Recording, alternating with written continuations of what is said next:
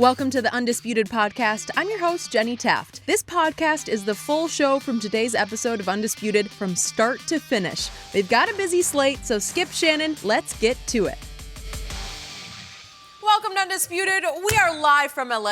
I'm Jenny Taft here with Skip Bayless. What's so funny? Shannon How you doing, Sharpe. Skip, today? What's so funny? Yeah, what you you doing? laughing about? You know, I got my chain on, Lil Weezy. We don't even care. I love Weezy got you one. I didn't get one. Yeah, you did. Yeah, you did, because I What saw about it. mine? I saw You it. saw it? I saw it. Let Yeah. me see this thing. Wow. Yeah. incredible. Look at Lil Weezy did that for your boy. That looks like that's encrypted with real diamonds. Yeah, it is. Uh-huh. My signature. Oh, so now you're his love best that. friend. Yeah. Oh, I'm impressed. Did you get one too? I didn't yet, but I heard I was going to get Yeah, one. I'd like to see you sporting And that I someday, probably Skip. wouldn't sport it. Yeah, maybe Oh, not, but... you sure you're not going to do Jenny it? is not sporting hers either. So that's Oh, you got a new shirt. Oh, you want to show the new shirt off. It's not a new New shirt. shirt, okay. This shirt is 2-0 against you already, and it just begged me in the closet this morning. It said, "Let me be 3-0, No. please. Let me be Let's see 3-0." what happens. It should have begged you to stay in the closet because you about to Really? catch yourself. You know what? I'm feeling so good about my Cowboys. Okay. I'm Are feeling you? even better than ever. Okay, you feeling Let's see if good. the shirt wins again. We got a lot to get to ahead on the show. The NBA rookies have spoken. They're siding with LeBron. Yeah. And is Antonio Brown's problem about a little bit more than a helmet? We will go there, but we will start with Zeke. Jerry Jones may have unintentionally stirred the pot with Ezekiel Elliott, and it seems to have gotten the running back's attention. After the Cowboys' second preseason game, Jerry jokingly said, "Zeke who?" when discussing the performance of rookie running back Tony Pollard. But Zeke wasn't laughing. Yesterday, Zeke's agent told ESPN, quote, "I didn't think it was funny, and neither did Zeke. We actually thought it was disrespectful." Shannon, are you surprised by Zeke's reaction to Jerry's comment? No, because what did I do, Skip? I told you. This is how it's going to happen. I love it, Skip Bayless. I love how you revise history on a daily basis Hold on on. this I show. didn't- Go ahead. I said I believe Jerry was joking, but that's not how Zeke's going to take it. Because you have to understand, Skip, we're in a contract negotiation. And I understand this is why you always wanted to have an agent. Because you know they're going to tell you how bad you are and why you shouldn't get the money. And you don't need to hear that because you don't want personal feelings. Where Yep. Jerry's like, Zeke who? Yep. It marginalizes him, Skip, and he was very disappointed. Let me give you a little information, Skip. There have been 3 guys, and the NFL is celebrating its 100th anniversary this year. There have been 3 guys that have led the league in rush yards per game in the first 3 seasons. Let me see if you know any of these guys. Jim Brown, Earl Campbell, and Ezekiel Elliott. This is why he wants to reset the market, because he's saying, Jerry, I'm just not your garden, your basic variety running back. I've done things that only 2 other men before me has ever done. Okay. Therefore, I need to be compensated as such. And I know there are a lot of Cowboy fans out there that say, well, Zeke signed the contract, he has 2 more years. That is true. Well, Dez Bryant had 2 more years on his contract, and Jerry didn't let him fulfill his obligation. So Zeke should be under no obligation to fulfill his. He's outperformed the contract because the reason, I can assure you, what they wrote in Dez when they released him, he's, what they use, he's no longer, I forget the terminology. Yeah, because- from Stephen Jones. Yeah. Yes. Skip, you know Zeke deserves his money, but what I don't understand, because let me tell you what I believe happened, Skip. I believe Jerry and Rocky Arsenal, who's Zeke's agent, I believe that's like, look, we're going to try to get this thing done, but we're going to try to do it behind the scenes. We're not going to be doing any talking. Hopefully you guys don't do any talking. But Stephen and Jerry Jones have been talking the whole while because I know what they're trying to do. Having played this game long enough, they're trying to sow seeds of poison. They're trying to convince the Cowboy fans Zeke is being selfish. He's being unreasonable. He doesn't care about winning. All he cares about is self. And Zeke says, it's not my job to worry about the other 46 or the other 45. That's your job. I outperformed this contract, and I deserve a raise. I deserve to be the highest paid running back. You keep saying we're not going to reset the market. Zeke says, I've done that. Nobody. You look at LaDainian Thomas, you look at Adrian Peters, you look at all the guys. The great Eric Dickerson led the league in rushing his first 2 years, but his 3rd year he didn't lead in yards per game. So Zeke says, I'm well within my rights to ask for a raise, and I'm going to get it. one or two things happen, Skip Bayless. They get off to a great start, and Zeke folds and comes in and take what they're offering, or they get off to a horrendous start, and Jerry Jones folds and gives Zeke what he So has. you are predicting flat out that Zeke will miss real games. Absolutely, unless he gets him money. Pay the man. Pay him his money. Are you predicting he's going to miss games or not? I want it on the record right here, right now. Jerry Jones will cave and pay Zeke what he owes. Oh, okay. So I also want to get you on record. Are you saying that the Zeke who comment hurt these negotiations? No. Okay. Because at the end of the day, Skip Bayless, if I get what I want, I don't care what you say. You ain't talking about my mama, so I don't care. Give me my money, though. All right. 2 quick points of order. I told you yesterday that Zeke would be all ears about these comments, that he's not out of touch down in Cabo. He's listening intently. He's watching closely every move that is being made by Jerry Jones and every play that is being run on the football field, even during the preseason. Zeke is aware. Jerry knows Zeke is listening. That's why Jerry said what he said. Look, I have told you before, Jerry Jones, as a football man, as the GM of this team, I don't always love. But when it comes to negotiations, I believe in Jerry because I believe he's the best in the business at wheeling and dealing, at handling contractual holdouts, at playing the game of blink. And this is the ultimate game of blink that he's playing with Ezekiel Elliott, who is right now overmatched because he's up against the master. Jerry is in complete control of this negotiation, and Jerry will win this negotiation because I will bet you that Jerry will get Zeke in fold for game one more at Jerry's price than at Zeke's price. Just watch. Yeah. Why if Tony Pollard is everything that Jerry thinks he is? Oh, now he's Tony Pollard. Yeah. Tony. Yesterday he was Mike Pollard. Pollard, yeah. I don't know who Mike Pollard is, but that's okay. I'm going to call him Mike just because you called him Mike. If Tony Pollard is everything that Jerry says he is after one game and what he believes he can be, why don't you just move on? Do you imagine the money you could save? And now you can go give Dak his money. And now you got money for Amari. You don't need, because Jerry said you don't need a league-leading rusher to win the Super Bowl, although in all three of his, what did he have, Skip? The league's leading rusher. But you don't need it. Unfortunately, in 1992, the Dallas Cowboys had won the Super Bowl, so that put Emmitt Smith in a whole different realm than Zeke is in right now. The last time I saw Zeke, he went nowhere fast against the Rams, right? So he's coming off a big, as you say, a big L, in which 19 of his 20 carries averaged 1.7 yards per attempt. Did you notice what you did? Skip, why did you do that? Now, see, I noticed what you did here. You see what you did? Now, when you won in Seattle, you talked about how great. You didn't talk about Zeke's 121 rushing. But when they lost the game, the quarterback took the game over. The play of the game was made by the quarterback with his legs as opposed to the running back with his legs. So why did he make the play of the game against the Rams? He made up my quarterback? Yeah, why did you see his QBR in that game? I saw the L.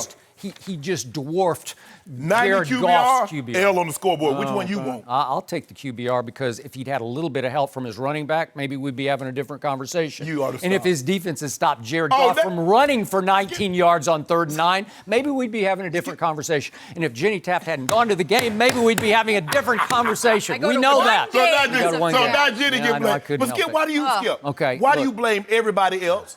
I don't blame anybody. Yes, you did. You blamed the defense. You blamed Zeke. It's okay. It's okay. My defense was shockingly horrendous. After it shut down the #1 rushing attack in all of pro football in Seattle, just shut them down. Yeah. They barely got 100 yards rushing. And then what? They got run off the field at the Coliseum. Skip. What? That's why it's called a team. Oh. Because sometimes when I struggle on one side of the ball, I need the other side to uplift and to play above themselves. Okay. Your quarterback can't do that. So here's the point. When Jerry said Zeke, he knew exactly what he was doing. He knew he would then create a media shockwave that would echo for days. We're still talking about Zeke, right? No, it'll go down in cowboy lore as, remember when Jerry said Zeke who? Skip, if you watch the tape closely, Clarence Hill was the one to ask him the question. True. And he said Zeke who? And Jerry put his finger up and said, don't print that. Clarence said, they got it on tape. Play the tape back. Jerry knew he had stepped in it. Jerry knew he had stepped in it.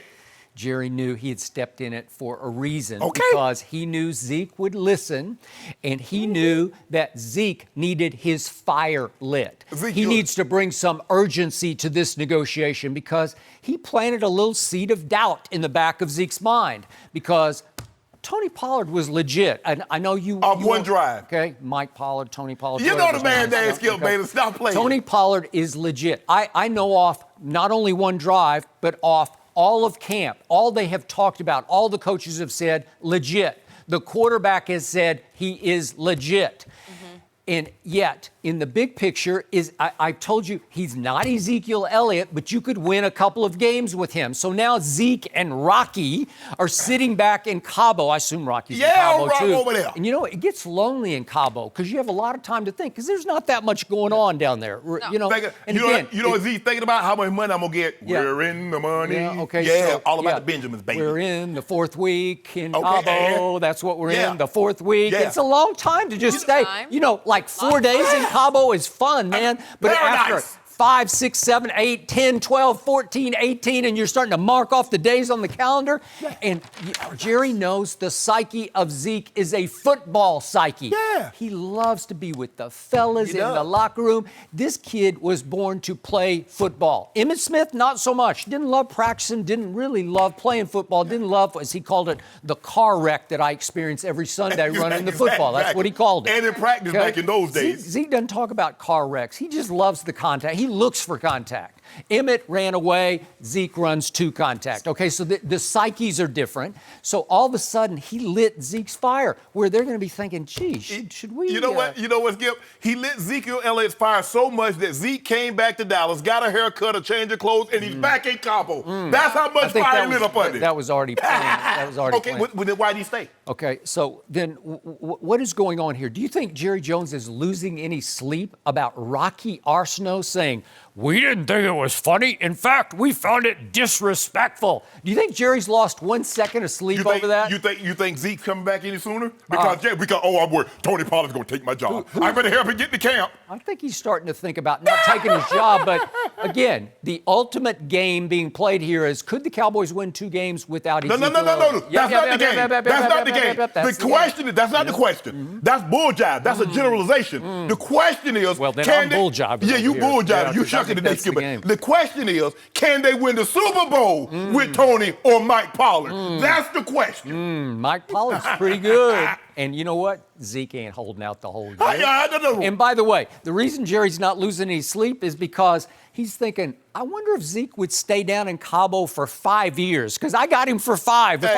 If I want to really just put the stranglehold on this, what could he do? 2 contractual years and 3 tag years. Let me ask you a question. Jerry said, and hold on, if I'm not mistaken, it was in February. Jerry said, I don't know how much more time I got of these things. Does Jerry got 5 years? Does Jerry got 5 years, Skip? So, I'm going to defend Jerry Jones because he said several things on Saturday evening in Hawaii after that game, and they got swept right under your little carpet that you sweep so much under. Because Tony Pollard is involved. If I could read one quote, this is Jerry Jones right after he said Zeke who, if we could just go through this. If he's talking about Mike Pollard here, but he says, if Pollard continues this through the next several weeks, that'll really complement what we're doing with Zeke, not replace that. And I mean that. And nobody's getting cute here. It'll certainly be a great compliment to have a great running game. I can picture those guys in the same sets at the same time out there, really giving those defenses fits.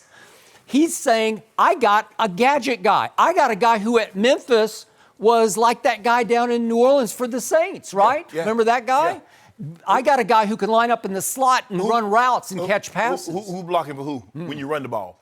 Because if I see him in the backfield, I'm thinking it's going to be a pass. Or is Tony Pollard blocking for Zeke? Is Zeke blocking for Tony Pollard? Well, I think you can get cute with that. But that's what you can get cute with. My point is what Jerry said at the end. He should have said at the beginning and not brought Zeke to the equation. No, you got to light the fire. You got to flip his switch. You got to get his attention. And then you say nice things. Well, Skip, and by the way, can I finish by saying that he got real critical about Mike Pollard? Because he said, This is Jerry Jones on Saturday evening. He said, blitz pickup. that was a critical blitz pickup that got our quarterback killed. That's from Jerry Jones' mouth, right after he said Zeke who.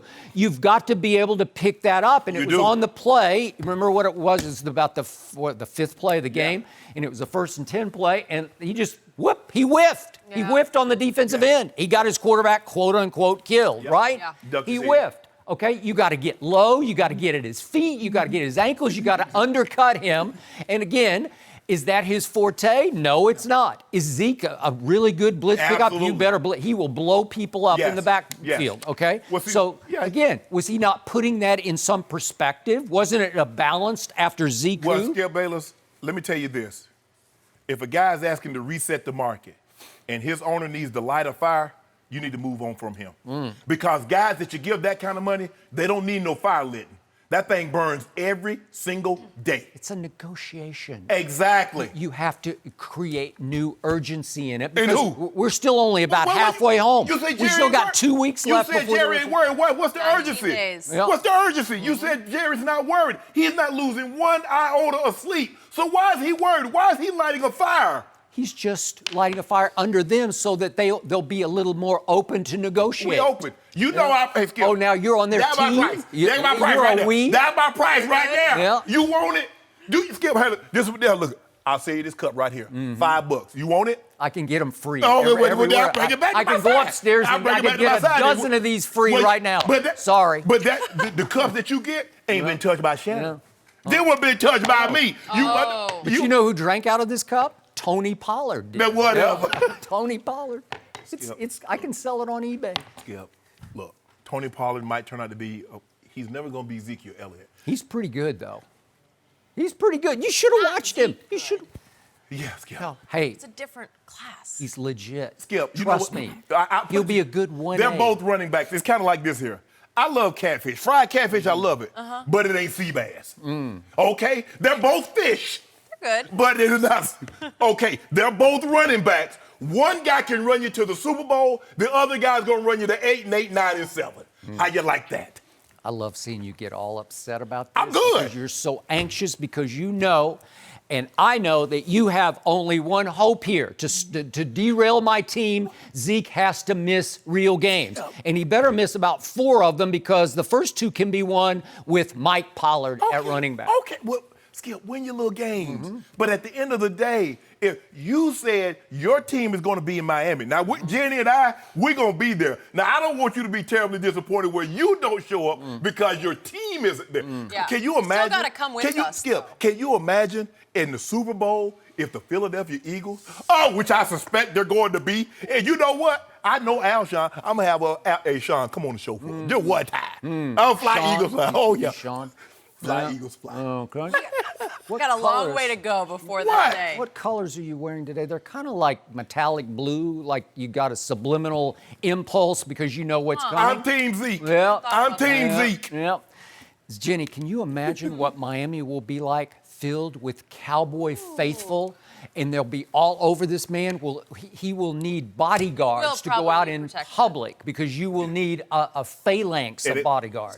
Skip, Bayless, sometimes the mind will not even allow you to imagine things. I can't imagine what it must be like to be Jeff Bezos or Bill Gates. My mind won't even let me fathom anything like that. How could your mind fathom something about the Cowboys being in the Super Bowl? It's so beyond the realm of possibility. Now let me give you the biggest picture here that Jerry's thinking of, because this is what he does best. Not football stuff, this is negotiation. Okay. Negotiation. He now has his locker room lined up on edge, on high alert for Jerry. For what? Jerry, you gonna get 1 done or 2 done or maybe 3 done before this is over. That ain't happening. What if he gets all 3 done right on time for game 1 and the momentum is liftoff momentum, where the locker room says, we got this. I bet a week's pay they don't get 3 done by opening day. I'm willing to do that.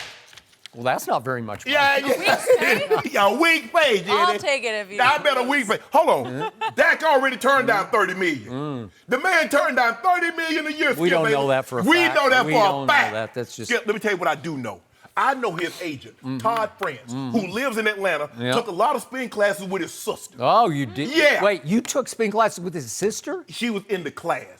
So that's how you know Todd Francis, because you took spin class with his sister? No, I've met Todd France. Todd France is from Atlanta. Okay. He's under the umbrella of your company, CAA. Okay. Yeah, so? I know you didn't know that. So, well, I did know that, but that means what? That means that Todd France does not give discounts. Okay. He's Harry Winston. He's Tiffany. They don't do discounts. Well, wait, you told me that Dak Prescott's an average quarterback. It doesn't matter, Skip. So if you're Jerry Jones, you'd be saying you better take a discount because you're no good, Okay. right? That's what you'd say if you were Jerry. No. But Jerry's saying the opposite of what I'm saying. Jerry's saying he's a top tier quarterback and deserves to be paid. See, he talks so much. He gets himself in a bind. He talks himself about Zeke, and then he backs himself into a corner with Dak. So Todd France ain't giving you a discount. Now, I don't know who Amari's agent is, but I feel very comfortable in saying he's not giving a discount either. The nuclear bombs will drop in the media on the week before. I told you I won't even start to get anxious until Labor Day. And then all of a sudden it's going to go boom, boom, boom. The biggest bomb that's ever... Dak, Zeke, Amari, boom, boom, boom, and all of a sudden, lift-off in the locker room. We got this. Super Bowl, here we come. The biggest bomb that's ever been dropped, not Nagasaki or Hiroshima, is going to be on your season. When Zeke Elliott is halfway through the season and he's still in Cabo and your record's 2-7. That's the bomb that I'm waiting to drop, and I can't wait to come on here every day. You know what, Skip Bayless? I might come on here every day with a 21 jersey on. Oh, Zeke Elliott, to rub it in your face. 2-7, and you're not going to the playoffs. It's funny, Jenny, because for 3 years he has argued to me that Zeke's not even a top 3 running back. Do you remember those discussions? And all of a sudden, speaking out of the other side of mouth. I'm an agent. Oh, so you're acting like an agent, a two-faced agent. I see. All of a sudden, Zeke is the best running back, as I told you he was. Whoa. That's not what I said. That's not what I said. You gave me historic names. Yeah, and he's in that company. Okay. So that's record setting, right? That's record setting. So I need to be compensated for that, Skip Bayless. Interesting. When you do things that very few people have done, you need to be compensated as such.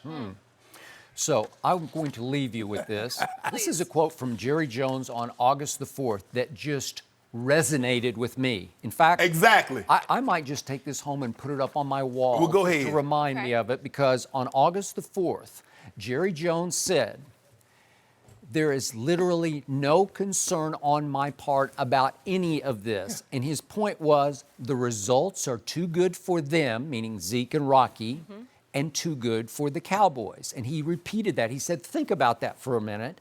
The results are too good for them and too good for us. And when you have two parties who want the same thing, it always gets done. Look. It just gets done. Let me tell you what I'm happened. good. I don't know. I'm good. You good? Yeah. Because let me tell you how this thing works. When you got two people that want something, okay, Jenny and Matt wanted to get married. Well, Matt wanted a destination wedding. Jenny wanted to go to the Justice of the Peace. How that gonna work out? Is that true? I'm just using that as an analogy. Other way around.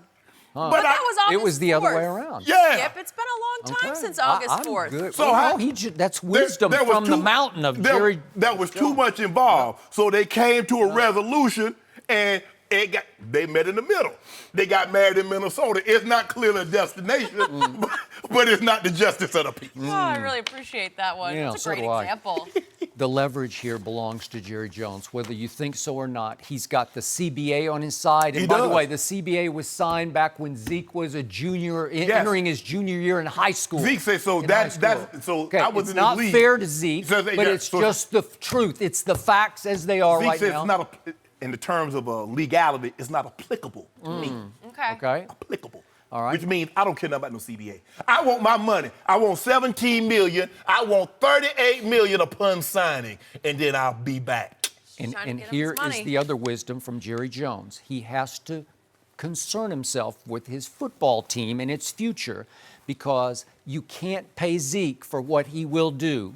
I mean, you have to pay him for what he will do as opposed to what he has done. But that's you not- can't pay him for for all those accomplishments And the because they don't matter. None of that matters one iota right now. No, that's the hard And, part. and guess what? And Zeke has said, you know what? I can't worry about anybody else on this team getting their money. Because guess what, Skip Bayless? Like I said, look, and people, and you try to equate this, and fans like Zeke is being selfish. Your boss come to you and say the guy in the cubicle, his contract's up, and we really want to keep him, but I'm gonna have to cut your salary $15,000 to give it to him. Who said, okay?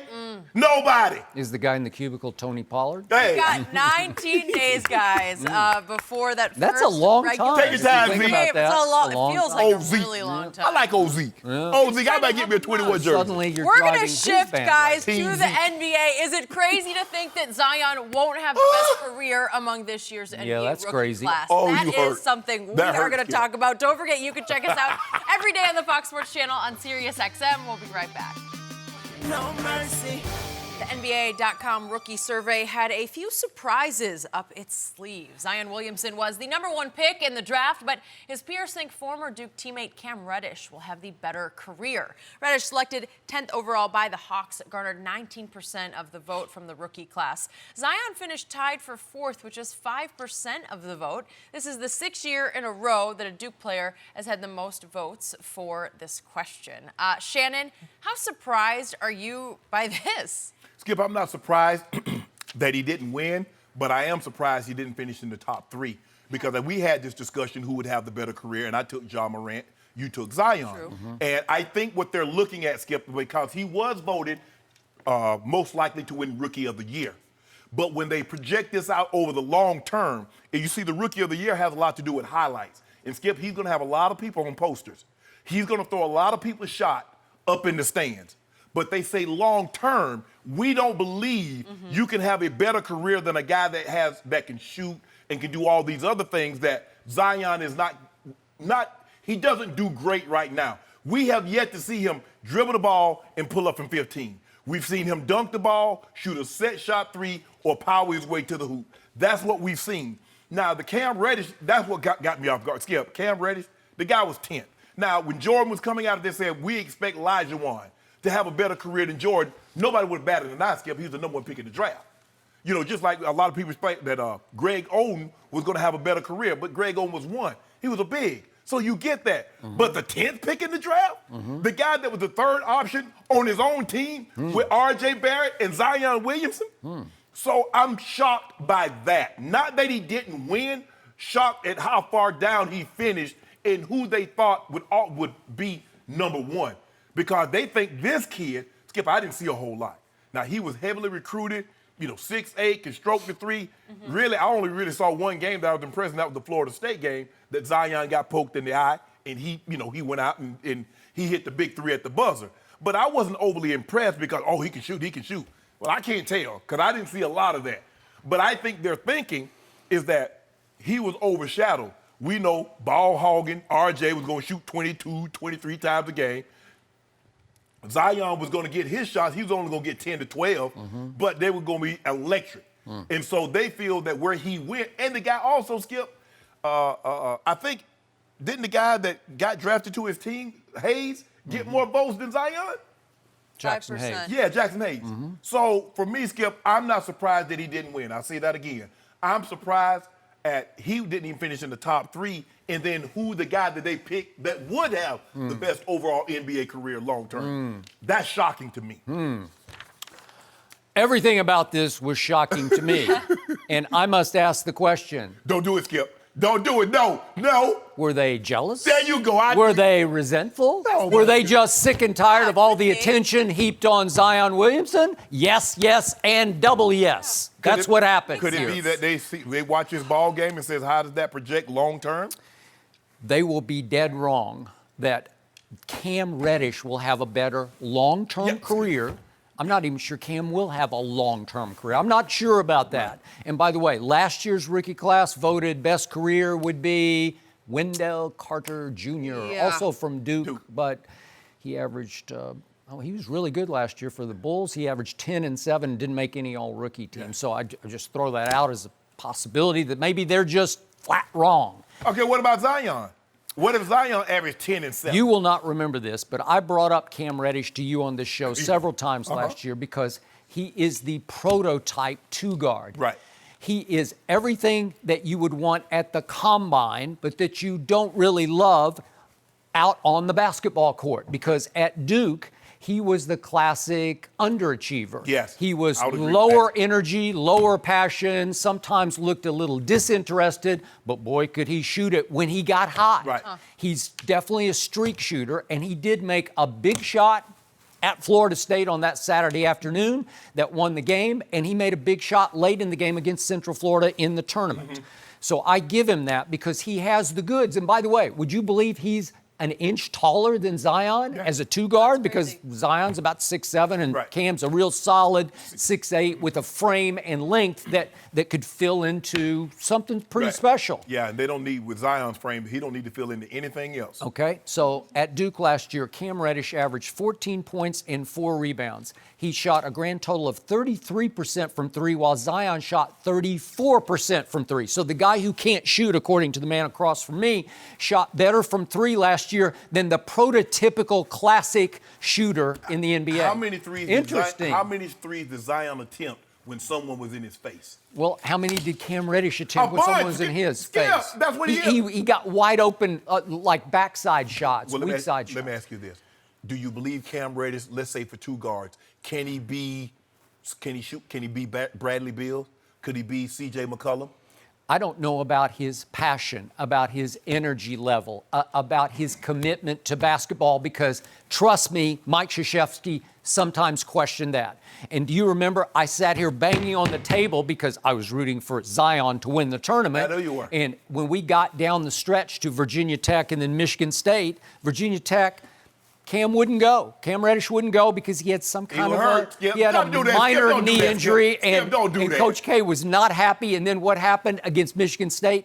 Something was weird going on where he just said, "I can't go, Coach," and he sat for a few minutes, and finally Krzyzewski pointed down there and said, "Just get in there." And he goes in and plays the whole rest of the game, and he looks just fine to me against Michigan State. So something's going on. Will you play hurt? Will you suck it up? He is the polar opposite flip side of a Zion Williamson, who's actually the classic supremely gifted overachiever, right? Have you ever seen, because I haven't, I have never seen a college basketball player play harder with more energy and more passion every single possession and dribble than Zion did last year. Okay? I can't even debate that. And on top of that, he can jump out of the gym. Yes. So on defense, Cam has got potential because he's long. Yeah, 7-foot wingspan, 7-foot wingspan, and 6'8". And yet, did you see him lock anybody down in college? I didn't see it. Did you see Zion swat shots in college? You're going to see him swat shots. So you want him to slap the floor like Jeff Capel and Wojo? I just want to see a commitment on the defensive end that I have not yet seen. Is he capable of it? Skip, Yes. Look, when I look at Zion Williamson, I don't look at him as a great on-ball defender. I look at him as a great weak side help defender. All right. Skip, he's going to have highlight plays, which is going to make it very difficult for someone to unseat him to win Rookie of the Year, because he's going to put some people on posters and he's going to come weak side and throw somebody. You remember against, I think it was Virginia, might have been Virginia, where the guy was shooting a three and he came from under the basket and threw it like 10 rows up. He's going to have plays like that, which will go well. But they're saying we see a guy that's undersized, that does not shoot particularly well outside of the paint, and unless he's dunking on you and laying it up, we don't feel long-term that projects out to having a great NBA career. That's all they said. You need to stop this notion that every time somebody says something that you disagree with, they're jealous. You need to stop that. I don't say that every time. You almost but I'm going to say it this time No, it's because not I think they were, because it got relentless, all the attention heaped on Zion. What about, they go to these rookie camps and they see him. What about they didn't see Zion at the rookie camp. They saw Cam. A lot of these guys, Skip, played against Zion in high school on the AAU circuit. Okay. A lot of these guys saw him. Some did. Yes. Basically, most of all these guys, because they're freshmen and sophomores, have seen Zion, and they haven't seen the evolution. All they see are dunks, layups, and huge blocks. Where is the jump shooting? 34% from Skip, three. That's interesting. But he's shooting like set shot Louis. That works if you're 6'7" and nobody goes out there to guard you. Oh, they okay? Skip. I kind of like that. Yeah, they'll leave until And you know what?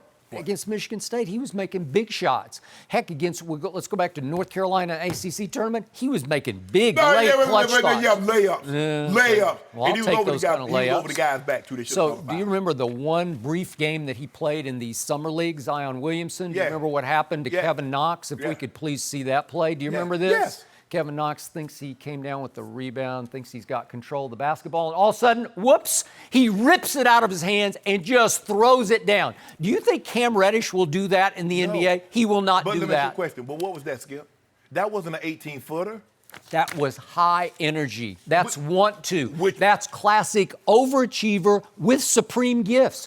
Overachiever who can jump out of the gym. Yeah. That's a lethal combination. I'm not arguing that point. Yep. But again, that works well for Rookie of the Year because the first year, he's going to have a bundle of highlight plays. But long-term, Skip Bayless, we're talking 10, 12, Okay, so 15 let me ask years. you, do you think David Griffin knows what he's doing as a general manager? Do you think he knows talent in this league? Just asking you a question. Yeah. He's pretty good at what he does. In fact, he's very good.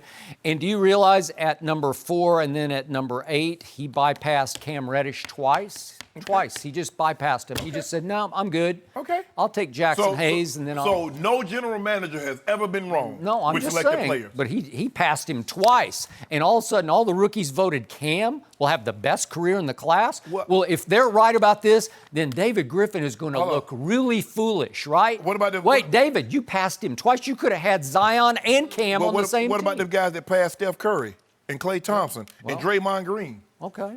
Okay, it happens. Okay, it happens. but this is like they're saying he's going to have the best career in the whole class.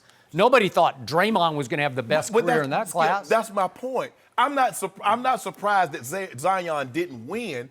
I think you and I both are surprised that he didn't finish in the top 3, and the guy that they thought was going to have the best career was the number 10 pick in the draft. That's what a surprise. It's Not called jealousy. there you go. We just stop with this. Remember how his teammates always respected him so much at Duke that he played following the injury? He's always been talked about as a Yes. tremendous teammate. So is it a popularity contest? You ever seen more joy in a basketball player? Have you ever seen less joy than I've what seen a Cam lot of, displayed? you know what I've seen in my career, 14 years? I've seen a lot of guys that were happy they couldn't play dead in a Western. Really? I've seen a lot of them. So are you suggesting that Zion will not be able to play dead Oh, in the my NBA? goodness. Well, that's what you just said. No, I'm not. Yes, you did. I'm using your analogy, so he can't play dead. I'm saying. Want to bet on that? Skip, all I'm saying is. You will that- make people look dead. Skip. All I'm saying is there have been situations that guys have a lot of energy and guys seem to have a lot of talent, but it doesn't always equate. I'm not saying that's not going to happen. That's what's going to happen to Zion. But you just can't automatically assume because he loves to play the game, he's going to be this transcendent figure. Okay. I want you on record right now okay. that Cam Reddish will have a better career than No, Zion I'm not going to Williamson. skip. There you go. Okay. I've already made my pick. So you're saying they're wrong. Skip. No, that wasn't the question. And I'm not going to let you change the question. I've already made my pick. I'm changing the question No, for you. No, you're not the moderator. Okay. Well, I just moderated you right into the corner. No. Okay. What you Go trying to on do? record Hold on, first a of all, lot Skip today. Bayless, there's the judge. Jenny's the judge. Yeah. Sometimes you're the DA, I'm the defense attorney. Sometimes you're the defense attorney, I'm the DA. You don't get to ask me a question. Okay, I'll go on record. Please. Because I've already been on record. Feel free. Zion will have a better career than John. I love John. Yes. Yeah, you But do. he will have a better career, and he will have a much better career than Cam Reddish will Okay. have. Period. End of story. What? That's And not what the- Wendell Carter Jr., I don't know. But that's not what the rookies say. Yeah, okay. So now, we got another topic coming up where the rookies had a vote on something. Yeah. We're gonna see how Did you. have a different Yeah. vote. You know, I think the bottom line here is guy. rookies don't have a clue. There you right? go. Oh, so now you don't have a clue. So Zion got a clue though. Zion's got a clue. I got a clue about Zion. Oh, That's, let me ask you a question. You think Zion voted in this? So we gonna assume because if he did, he doesn't have a clue, Jenny. 42 rookies voted. Okay, so I'm. 2007, Kevin Well, Durant won, so they had it right there. but You're in your Zion's such a good kid, he's not going to vote for himself. Oh, okay. Yeah. But he don't have a clue. Okay. So whoever he voted for, he has no clue. That's what you said. Rookies have no clue. Well, if most Zion- of them, except I'm Oh, excluding Zion. Except Well, Zion. he couldn't vote for himself, obviously. Well, even if he did, he still would have been up number one. Okay. Well, he'll wind up number one. You know it, and I know it. Okay, We'll find guys, out. we'll have to see. We got a long way to go before we see his whole career. No mercy. But we got to move on to the daily dose of Antonio Brown drama. Back with the Raiders yesterday. AB missed practice on Sunday after his latest helmet failed safety testing by the league. The all-pro receiver isn't over it, though. Last night, he filed a second grievance against the NFL in hopes that he can wear his old helmet for one more season. Brown is arguing that the league is arbitrarily applying its rules when it comes to his helmet. So, Shannon, do you believe this is all just about Antonio's helmet? Yeah, well, I mean, it has to be. What else could it be, Skip? I mean, you know, in Pittsburgh, he didn't like the way the quarterback was talking to him, and he didn't like the way the head coach and the upper management allowed Ben to talk to him. So he didn't want to be there anymore. But in the process of not being wanted to be talked to like a man, he also wanted more money. Well, Skip, he goes to a place where the quarterback is never going to talk sideways to him, Derek Carr, because it seems to me that he's afraid of him because the clout that he comes with. He got his money. What else can it be, Skip? Now, if he's thinking that he's going to get the privileges that he automatically got in Pittsburgh, he's sadly mistaken, because therein lies the problem. Because Mike Tomlin, because he was such a great talent, Skip, Mike Tomlin let him skate on a lot of things. Showing up 5 minutes late, 10 minutes late, then hell, he probably was missing meetings. Showing up 5 minutes, 10 minutes late, then hell, he was probably missing practice. So they allowed him to skate. But when you go to a new situation, you know John Gruden ain't going for that, Skip. John Gruden ain't going for that. Now, I know 3 people. The 2 of them work for the Raiders. John Gruden and Mike Mayock are tired of AB's BS. Mm-hmm. Shannon Sharpe is tired of AB's BS. Mm-hmm. Now, Skip, the league said that they grandfathered 32 players, that they allowed them last year to wear their helmet, saying you're going to need to transition into one of 30 helmets for 2019. Yep. Everybody acquiesced. Now, that was just 32. The rest of the 15, 1,600 players like, hey, I'm grabbing here, I'm going to go play. Mm-hmm. Tom Brady, with what did he go to, Skip? 4 or 5 Super Bowls in the last 6, 7 years. Says, I love my helmet, but they spoken. Mm-hmm. Aaron Rodgers wore the helmet. I love my helmet, but they spoken. Everybody except AB. Because you know what's going to happen, Skip Bayless? He said, I want to wear it one more year. And then guess what happens comes after this? In 2020, that's what he's going to want, Skip. Wear that same helmet again. And he's going to want to wear the same helmet again. Bruh, the way it's set up now, Skip, they're not asking you to go buy a helmet from Dick's. Skip, AB being who he is, these manufacturers, I guarantee you they'll say, AB, come in, we'll do a 3D scan of your head, get all your measurements, and we'll make a helmet perfect to the specifications of your liking. They would do that for him. And then, you know, as much as he's on social media, maybe he does that, get with these companies who now he got a little money in his pocket for wearing the helmet. But no, he wants to be the back end of a moose on a south moose that's heading north. That's what he wants to be, Skip. And I'm tired of AB. I'm tired of these, Skip. Okay, until this is resolved, why don't you have a helmet on just in case you lose? Yep. So then what? When he loses this, which I believe he will, then what, Skip? He hadn't had a helmet. Now, you had all this opportunity. Skip, this was in April. Why not? You can't find of 30 helmets that they've certified. Skip, you can't find one. He's not trying. AB says this is about AB. This is why you can't win with guys like him. Correct. This is why, Skip Bayless. It's not talent. You want to have talented players, but you get a whole bunch of those guys, and good thing, hopefully the Raiders only have one, is him. But if you get a bunch of those guys, you ain't winning nothing. And therein lies the problem. That is why this second grievance is not about the helmet. It's about Hard Knocks. Wow. Episode 3 tonight on HBO. I think it's 10 o'clock Eastern time.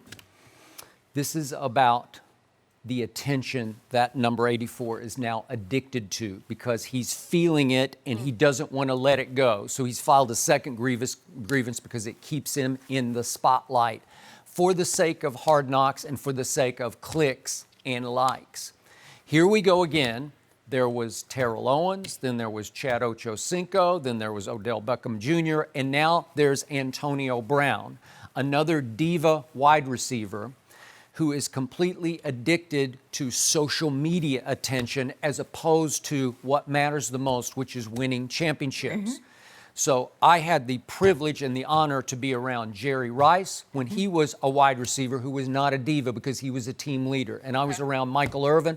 I told you I value him as the most valuable wide receiver ever because he was the team leader of those 1990s Cowboys. And I've had the privilege and honor of working with Shannon Sharpe, who is one of the great receiver leaders. Now, you're a tight end, obviously, not a wide receiver, but one of the great receiver leaders in the history of this league. Because unfortunately for T.O., who I nicknamed Team Obliterator, and Chad, who I know very well, and Odell and Antonio, your game, football, is a team unity game as opposed to the NBA, which is a five-man game that can be dominated by one superstar who can be a little bit of or a lot of a diva, and you can still win with him, right?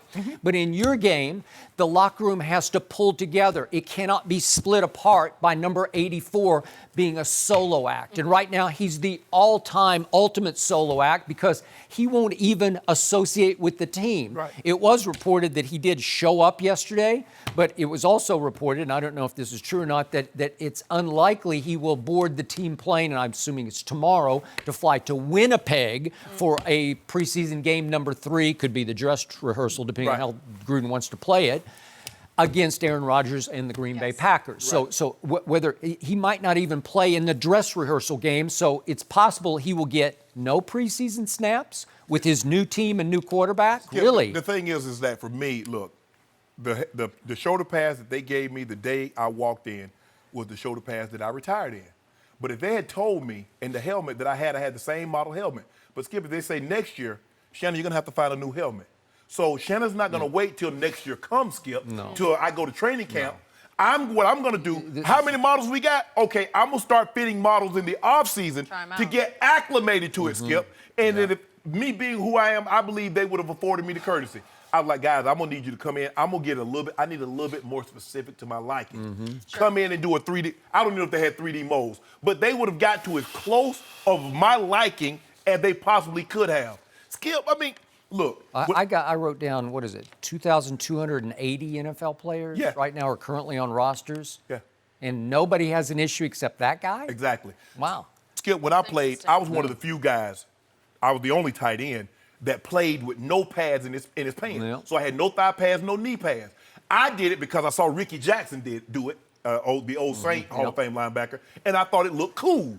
But guess what the NFL requires every player in the NFL to do now? Have thigh pads and knee pads. Well, so you wouldn't sue them for, why didn't you tell me I needed thigh pads and knee pads? Now, you and I both know thigh pads and knee pads do not help with head trauma. You and I both know that, Skip. But the NFL says we're trying to make the game as safe as possible. So now they're trying to make the game safe, but I already told you what's going to happen, Skip Bayless. You know this and everybody knows this. The moment something happens, and he has that helmet on, I need $100 million. Because you were supposed to save me. I'm just Antonio Brown. If I'm the NFL, now you know the NFL, Skip, they'll move heaven and earth to make sure they win. They can't lose this. Antonio Brown cannot be bigger than the league. And he won't be. Everybody else has said, you know what, as much as I love my helmet, you're trying to make the game safe. But remember, Skip, sometimes you have to save the player or help the player from himself. They're trying to help Hardhead. All right. What player has dominated the first 2 episodes of Hard Knocks? Help me out. I think it's that guy. And how many passes he caught in the game? Not one. Okay. What will be the most captivating storyline of tonight's episode 3? Want to bet on it? It'll be that guy, and it'll be this grievance and all that goes with it.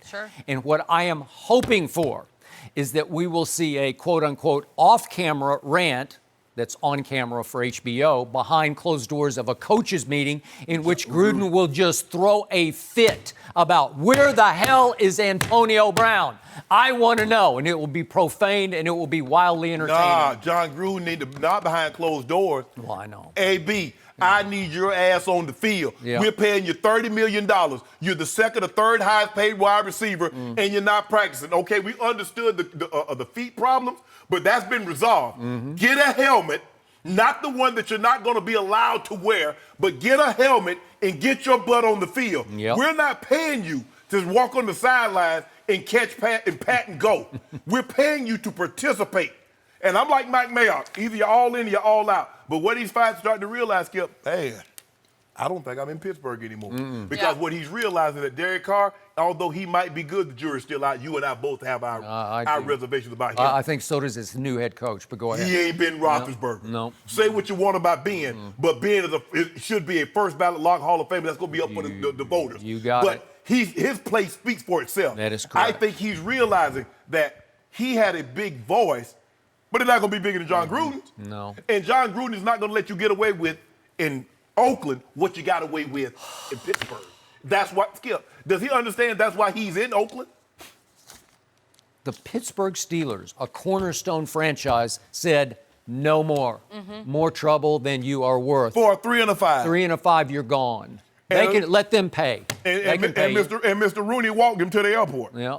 Oh, called him, walked him. He win. said, I'm going to walk you to the airport to make sure you get there. If I could pick one coach in the league that I would say Antonio won't work with, I would pick John Gruden. Absolutely. Seriously. Yes. Honestly. Because he and Keyshawn fell completely. This is the old Keyshawn Johnson, not the new guy who plays for Arizona. The old great one. Yes. But they fell completely apart to the point that Keyshawn got sent home and said, I didn't want to hear him anymore. I didn't like the way he spoke to me. Right. Well, yeah, John Gruden, whoo, if he had a problem with the way Big Ben talked to him, Yeah, I know. what kind of problem you think you have with John Gruden? This is going to be an epic clash between the two of them before this football season is over. Titanic clash will ensue. Watch. The drama. It'll be entertaining, but they're not going to win with this.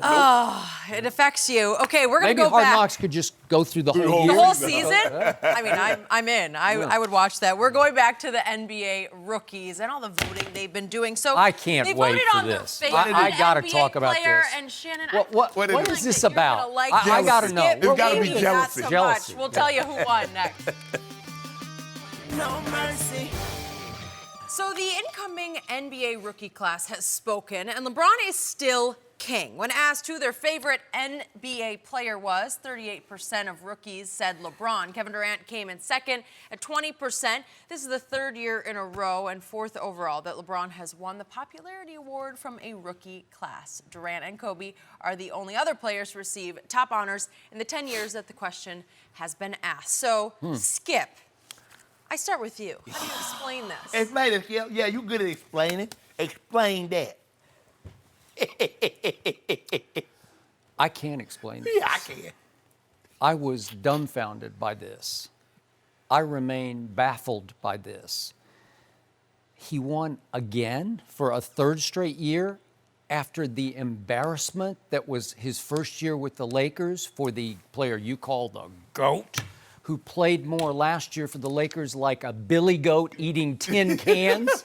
He was 28 and 27 in the games he started for your Los Angeles Lakers last year.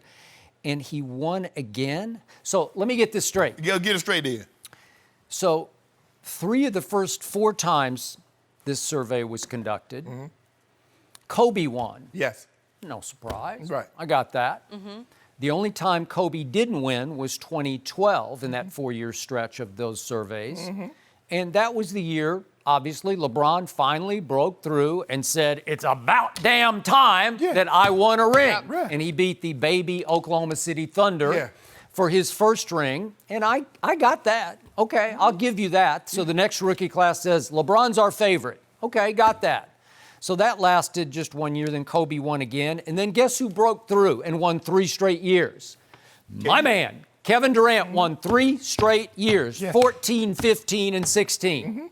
Because he clearly had assumed the mantle from the king, the GOAT, of best player on the planet was Kevin Durant. So once he broke through and won 3 in a row, wouldn't you think he would just keep winning? No. But no, LeBron broke back through and won 2 straight years leading to his Laker year. And those 2 years, they lost in the finals. In the second of those 2 years, LeBron, in overtime of Game 1 at Oracle of the second finals, had a meltdown on the bench after JR lost his mind, and then LeBron lost his mind. And it was an all-time finals embarrassment for LeBron James. And yet that rookie class would say he's still our favorite? Yes. Interesting. Bang! So here's the only way I can explain this. it really has nothing to do with basketball. Oh, my goodness, Skip, you need to stop now. LeBron James is no longer the king of basketball, but he is the absolute, unquestioned king of social media. And this is the social media age. And all these kids know nothing but social media. They're blinded by, they live on, they are obsessed with social media. And LeBron dominates it in ways only soccer stars dominated, because in this country, in our sports, let's just take basketball, football, baseball, there is nothing close to LeBron James, because if you combine his IG, Twitter, Instagram, Facebook, he totals 116.3 million followers. Next in the NBA is Steph with a combined 49 million. Think about it, 116 to 49. Leading the NFL is Odell Beckham Jr. at 19 combined million. So it's almost 100 million more followers for LeBron than Odell. And Odell leads the America's game, which is the National Football League. So the king is the king of social media, even though he's no longer the king of the basketball court. And that's all the kids care about. And it's a little sad to me, and it's a little baffling, but that's it. That's all you got. So try to argue your way out of that, please. Hey, Jenny, in the famous words of Ricky Ricardo, somebody has some planning to do. Splaining. Yeah. Splaining. Skip, look, most of these guys, let's just say the rookie class, they're somewhere between, 19 and 21.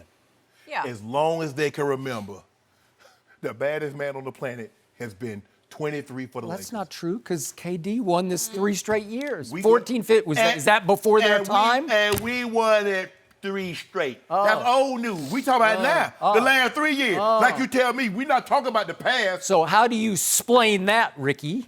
Skip, it's like this. They love the way he plays the game. They love his unselfish nature. He does not treat them like rookies. He treats them, he's like, you come into the NBA, you are part of the brotherhood. You have open lines of communication to one LeBron James. If there's anything that I can help you with, because only one player has come in with the hoopla and the fanfare since LeBron James has been in the league, has been Zion. But that's not how he approaches it.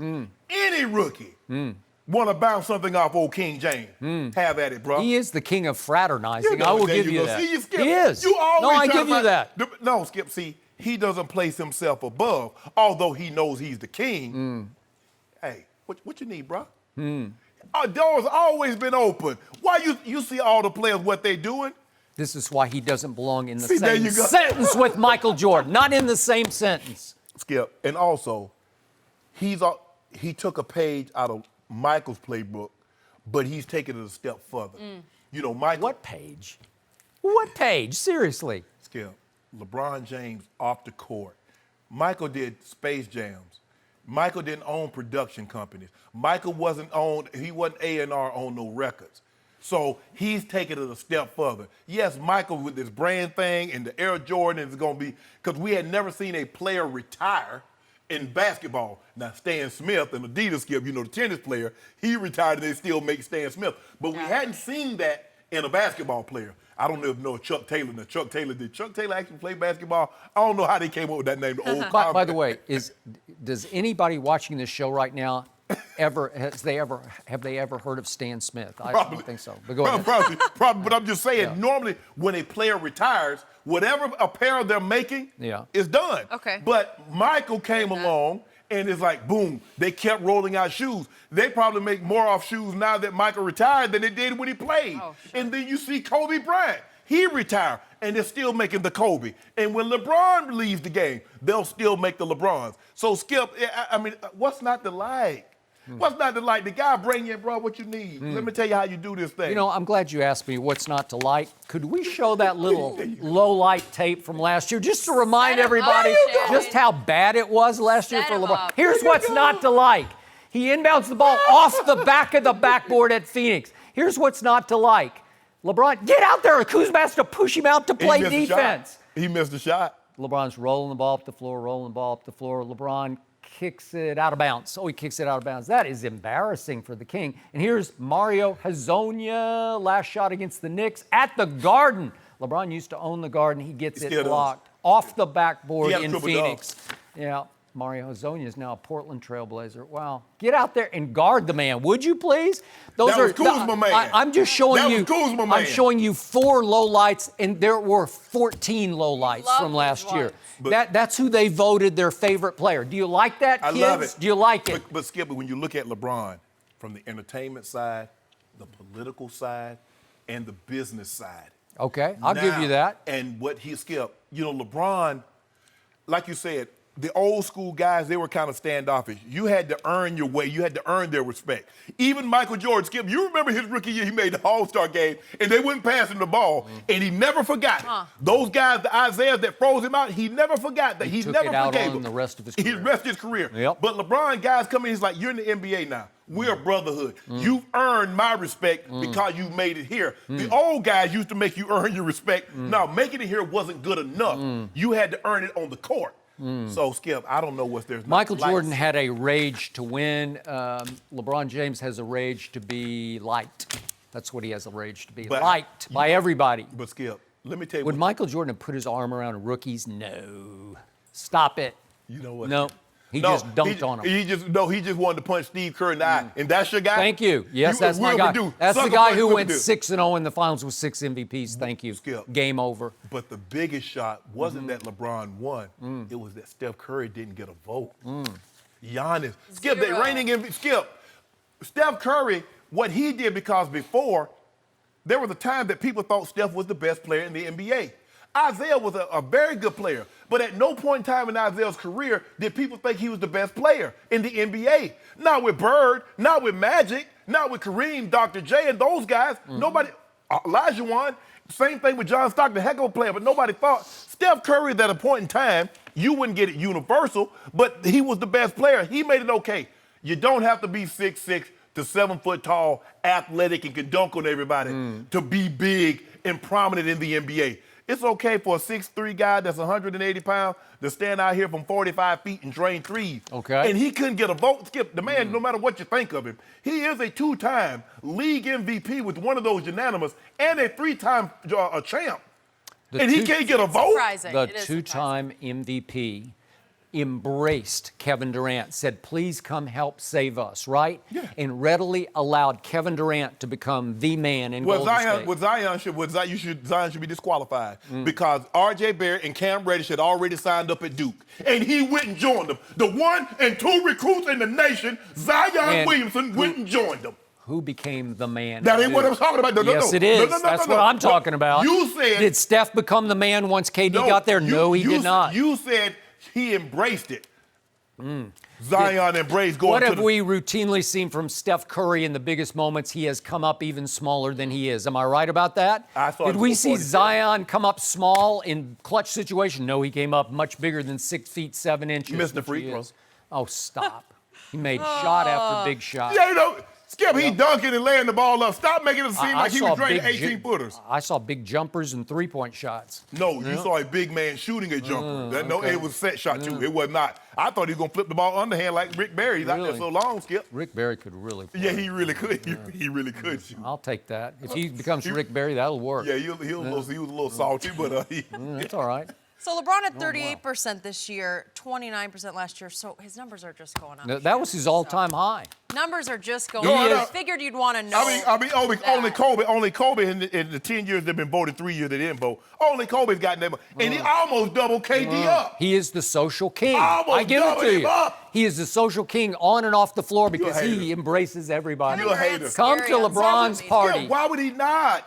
Yeah, he wants them all to take it easy on the old man. Nobody was ever complimented for making someone feel small. That's a saying I heard somewhere. Yeah. He embraces them, put his arms around them, bruh. Welcome to the NBA. Yeah. Now, this is your obligation. Yeah. Go out there and ball. Keep your head down. Yeah. Ears closed Let's and take ball it, out. Let's take it easy on each other. Now, there you go, Skip. Don't do that, Skip. Why do you do that? That's shameful. So let me get this straight. So you're saying that LeBron James, because he's friends with certain guys, he takes it easy on them. He wants them to take it easy on him. Why? Because he's 39 years old? No, he's now? not. What is he? 34. Be 35 December okay. 30. Seems 39. Yeah, you aged him there. I don't know if And that's he guess what? necessary. You might as well, because he's going to be in the NBA at 39. Oh, is he? Yeah, sure will be. Sure will be. That's the plan? With 2 pulled groins. Ronnie? Okay, we've been such a talking hater. plenty about the Cowboys, but what about their locker room? How should they feel about Zeke question. right now? James Harrison gives us his thoughts next. No mercy. Well, Jerry Jones may have unintentionally stirred the pot with Ezekiel Elliott, and it seems to have gotten the running back's attention. After the Cowboys' second preseason game, Jerry jokingly said, "Zeke who?" when discussing the performance of rookie running back Tony Pollard. But Zeke wasn't laughing. Yesterday, Zeke's agent told ESPN, quote, "I didn't think it was funny, and neither did Zeke. We actually thought it was disrespectful." We're joined now by FS1 NFL analyst James Harrison. It is good to have you back with us. Football around the corner. So, James, here's the question for you. If you were a veteran in the Cowboys locker room, how would you be feeling about this situation right now? I have been a veteran in the locker room, so to be Yeah. honest with you, I'm all for players getting money at Okay. any time they want to get it. So for me to be upset that you're doing it now with 2 years left, that would be wrong, because the goal of this game is to go out there and make as much money as you can and try and win as many Super Bowls as you can. Right. And right now he's in a position where I don't see the Cowboys doing much without him. You may love your quarterback, but without that running back back there, that quarterback has to prove that he's worth what he's trying to get, $40 million. So That's speculated. I We, don't think he's trying to we want guess. between 32 and 34. That's what we're asking for. I'm just saying, I don't see them being able to do that without him. And the comment that, Jerry made, they cut it up. He went back through and He did. he laughed it off. And he also winked at the camera, said, Zeke, it's not at your expense. You're going to get paid. Although Zeke and the agent seem to take it a I little would personal. I would have took it personally too, because you're talking about my career right now. You're talking about money, and Okay. for him to joke about it, a player, that's not a joking matter to me. We're at a point right now where I'm trying to get, this is going to be my first big contract. And I'm you trying laugh to because get- you play running back. Exactly, and I'm trying to get everything that I can get. So I could see how Zeke took it disrespectful, because right now we're talking about my career, we're talking about money. That's not a laughing matter. But I also see how Jerry, he was just trying to lighten it up, and Okay. it was a bad choice. All at right, that so time. if you're a veteran leader in that locker room, if you're on the order of a Jason Witten, but you've been there for a while, and you know you're not going to make it to the Super Bowl without number 21, as you get more and more anxious as the days dwindle toward the season opener, what are you thinking about doing? Are you thinking about trying to pull Jerry aside at some point and say, hey, you know and we know you got to get this That's done your for only us? option. Yeah. For me, is to talk to the man that's going to pay him the money. Okay. Would you do that? I would try to if it got down to that point. Like, we need him. Without him, we're in a bad situation. It's not something that we're going to go into week 1, 2 and see how it works out, because those 1-2 games can be what cause you to miss a playoff. Okay. Would you call Zeke at any point just to try to talk him I don't through need it? to talk him through anything other than, hey, I'm here for you. Get your money. Do what it is that you need to do. Support yourself, your family, because I'm not gonna sit here and talk bad about someone else that's trying to get their money because I already got mine. Okay. Or I settled for something that I Okay. was willing to accept. All right, now go this direction, because you do live in Pittsburgh and you do know your Steelers. Last year, early in the year, they turned on Le'Veon Bell Yes, as they he did. held out, right? Why was that so different than this situation? Why did they just it got angry, nasty, ugly, right? I think for them, from what I understood, is that it was an understanding between a few guys that he was going to come in. And I guess it got to the point to where he wasn't talking to them, Yeah. he wasn't returning calls or something like that, and they felt like it was personal now. But at the end of the day, you can't make it personal. Them guys wanted him to come in because they knew they had a better chance with him. Exactly. Okay, I understand that, but at the same time, old school players like Shannon and I, get your money. Hines held out. When Hines held out, we did everything in that training camp to try and make every receiver look bad, because you need to pay Hines to get him in here. Okay. Because we want to see guys get money. I want to see you be able to generate wealth for your family and your career, but I'm not going to make you do something or try and convince Okay, you to do so something that's not they gonna picked be. a kid, a rookie named Tony Pollard in the 4th round this year, and he's been pretty good in camp, Yeah. and he looked pretty good in the game the other night. Right. Do you think there's any resentment of how management and coaches are building him up now No, in the you locker need- room? You need to build him up. Okay, but you Go said back you to tried it. to make the other receivers look bad, right? Yes, but you need to. That's a different situation. That was a lot. The of coaches love in need to there, build you him know what up. I'm saying? What you got is a different situation there. So with that, it's almost the same as the Le'Veon. You had a guy, James Conner, who's turned out to be a great pretty running good, back. yeah. He did great last year. Yeah. And right now you have a possibility of that same thing. So you want to build him up. You want to give him confidence because if it comes down to it, the way Zeke is talking, he's not coming back until he get one.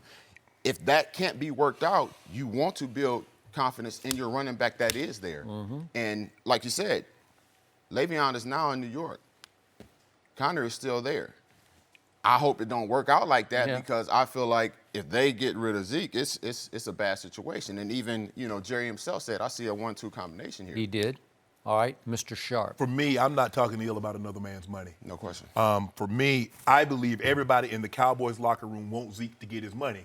And if I'm Ezekiel Elliott, I'm not concerned with anybody else. It's not my job to worry about a team. My job is to worry about being my best self. Now, I'm not going to be a selfish player when it comes to being where I need to be and think everything revolves around me. But, Skip, I'm going to get my money.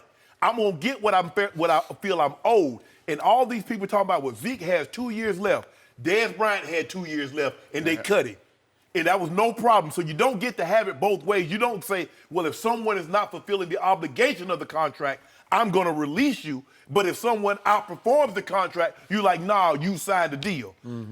Zeke understands, Skip. He's never going to get a big payday after this contract. That's not how it works for running backs. So he needs to get his, and for a running back, Skip, because it's the easiest position to transition, if there's such a term, easy transition from college to the pros, it's the running back. But basically, from the time he's like 21 to 27, that's his magic years. Everybody, Dak's gonna get another contract. If Dak is even look at McCown, Skip, they just brought him out the booth. He's been in the league about 18, 19 years. So Dak's gonna get more money. Amari Cooper will get another big contract if he plays well. Probably, yeah. Zeke knows, Skip, he's not going to get it because they're about to put 320 plus, 330, 340 plus carries. Yes. So the opportunity for him to get a big payday down the road is either now or never. And for me, I'm always taking the player's side because the guy upstairs, he got more money than all the players in the locker room. And I'm never going to tell a player, bro, you need to come on in here and take this look. No. You hold out because guess what? I'm looking because, I saw what he got. Guess what? I'm coming. I'm trying to get me some of that honey, too. Yeah. So what if you're the team leader of the Dallas Cowboys and we get to Labor Day and nothing's happened and Jerry Jones pulls you aside outside the locker room and says, hey, Shannon, I offered him Todd Gurley money. I offered him $1 more than Todd Gurley, and he wants way more than Todd Gurley, and I just can't stomach that because I don't think that's right for the long-term good of this football team. How would you respond to that? Still not calling Zeke and telling him because he feels like he's worth more than that, and I'm not going to tell another man that you're not. If that's what he wants and that's what he's not going to settle for anything less, that's just what it is. You know what I'm going to tell Jerry? Jerry, I don't know what to tell you. He want $1 more, well, you better give him $50 more. Whatever it takes, Jerry, I'm going to be honest with you, Jerry. I got the pulse of this team. You know, I'm down here in this locker room every day. And let me tell you what the guys are saying. We can't win it without Zeke. All right. I'm sure they are saying that. I think they're saying we might win a couple of games with Tony Pollard. Right. Maybe a couple. Yeah, but you know, Jerry said it at the combine. Jerry said, I ain't got very many more years. Now, I don't know hopefully he wasn't talking about his life, Skip, but I think the thing is that you could see him trying to transition to the back and letting Steven take this thing over. He knows, Skip, the next couple of years, he has a prime team that can get him to his ultimate destination. All right. What if Jerry Jones responded to you, Shannon? You have to appreciate my position because I cannot pay Zeke for what he has done for us, which is extraordinary. I have to project what will he do for us for the next 4 years because he wants 4 years. Obviously, you could cut him, as you say, but he's going to want a bunch of guaranteed money. And again, that could cripple the football team for the next 4 years if you overpay him for what he will be able to give you in 4 years. Okay, Todd Gurley got 3 years and a $45 million extension. They way 57. They way overpaid Let's him. just say for the sake of argument, and they're Skip. already wondering about his knee now. Let's just say you give Zeke 3 years for $20 million or $60 million, and you win the Super Bowl. Is it worth it? Yes. Okay, then. So what we talking about? Okay. But you got to guarantee me that you're going to win the Super Bowl. How can you want one man to guarantee you that you're going to win a But Super Bowl? your quarterback. And there's 53 people on the team. Yeah, you said the most. You said it's the toughest Are game. you serious? But see, that's the thing. Jerry said, you don't remember at the same combine, Skip. You have no idea the unbelievable size the check I would write if somebody would guarantee me a Super Bowl. Well, Zeke's I can tell you, you have no idea the checks that man would write if there were no salary cap in the National Football. we already did He'd be George Steinbrenner II, right? Yes. He would. We already. I'll be a Cowboy. The Redskins. But that's the thing, though, Skip. You know, there are no in sports. There are no guarantees. So Zeke said, "I tell you what, Jerry, I'm gonna come back and play for you the money that you're offering. But if we win the Super Bowl, I need you to give me an extra $30 million." Okay. See, here's the problem with this. The last time Jerry Jones watched Ezekiel Elliott play a football game, it was right out here in L.A. at the Coliseum, and he went nowhere fast. Yeah. And I know that at that point you could argue that Wade Phillips' defense was the best defense left in the playoffs, but if he's that guy, if he's Eric Dickerson, Jim Brown, Emmitt Smith, right. You just figure out how to get more. On 19 of his carries, he went for 1.7 yards per carry. A lot of times, Skip, for Maybe me, it's the blocking scheme. Maybe the coach need to do something. I was going to say, you can't put it all on him. But for me, and James, you know this. You were there in Baltimore. You were in Pittsburgh when Jamal Lewis came into the game and he needed like 100 yards to break ED's record. They said, "I don't care how many yards your quarterback throw for. Jamal Lewis is not getting this record on our watch." Okay. I watched that game. They made it their business. You're not breaking that record on us, bro. You're not finna have us in the record books looking every time they see somebody break the record, and here come the Pittsburgh Steelers. Skip, teams will go out of their way and says, "You know what? Ezekiel Elliott, we believe you can run the football and you can beat us. We don't believe your quarterback can throw the ball and beat us. So we're going to take Zeke away.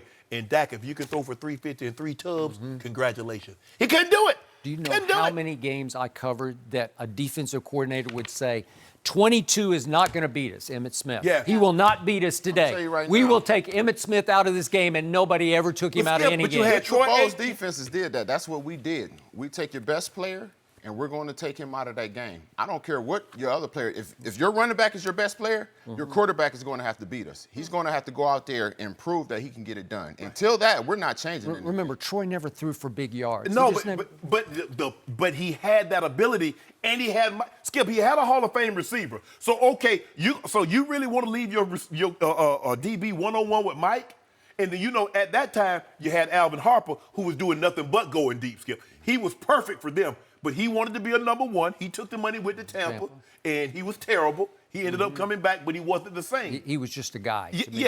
Yes, but playing alongside Michael, and you had underneath with Jay. Yep. But you had Skip. What you gonna do? It all revolved around 22. Yes. His ability to just slash and gash. But man. Skip those big hogs, though, Yeah. man. Look at well, those. I got it. All right, enough Cowboys for now, James. You're going to No, stick never around enough Cowboys. For now. I'm sure we'll have more later. We Hold need out. to talk about Antonio Zeke. Brown. Is there more to his Yep. issues than this helmet? And we're He excited knows. to get James' take on this next.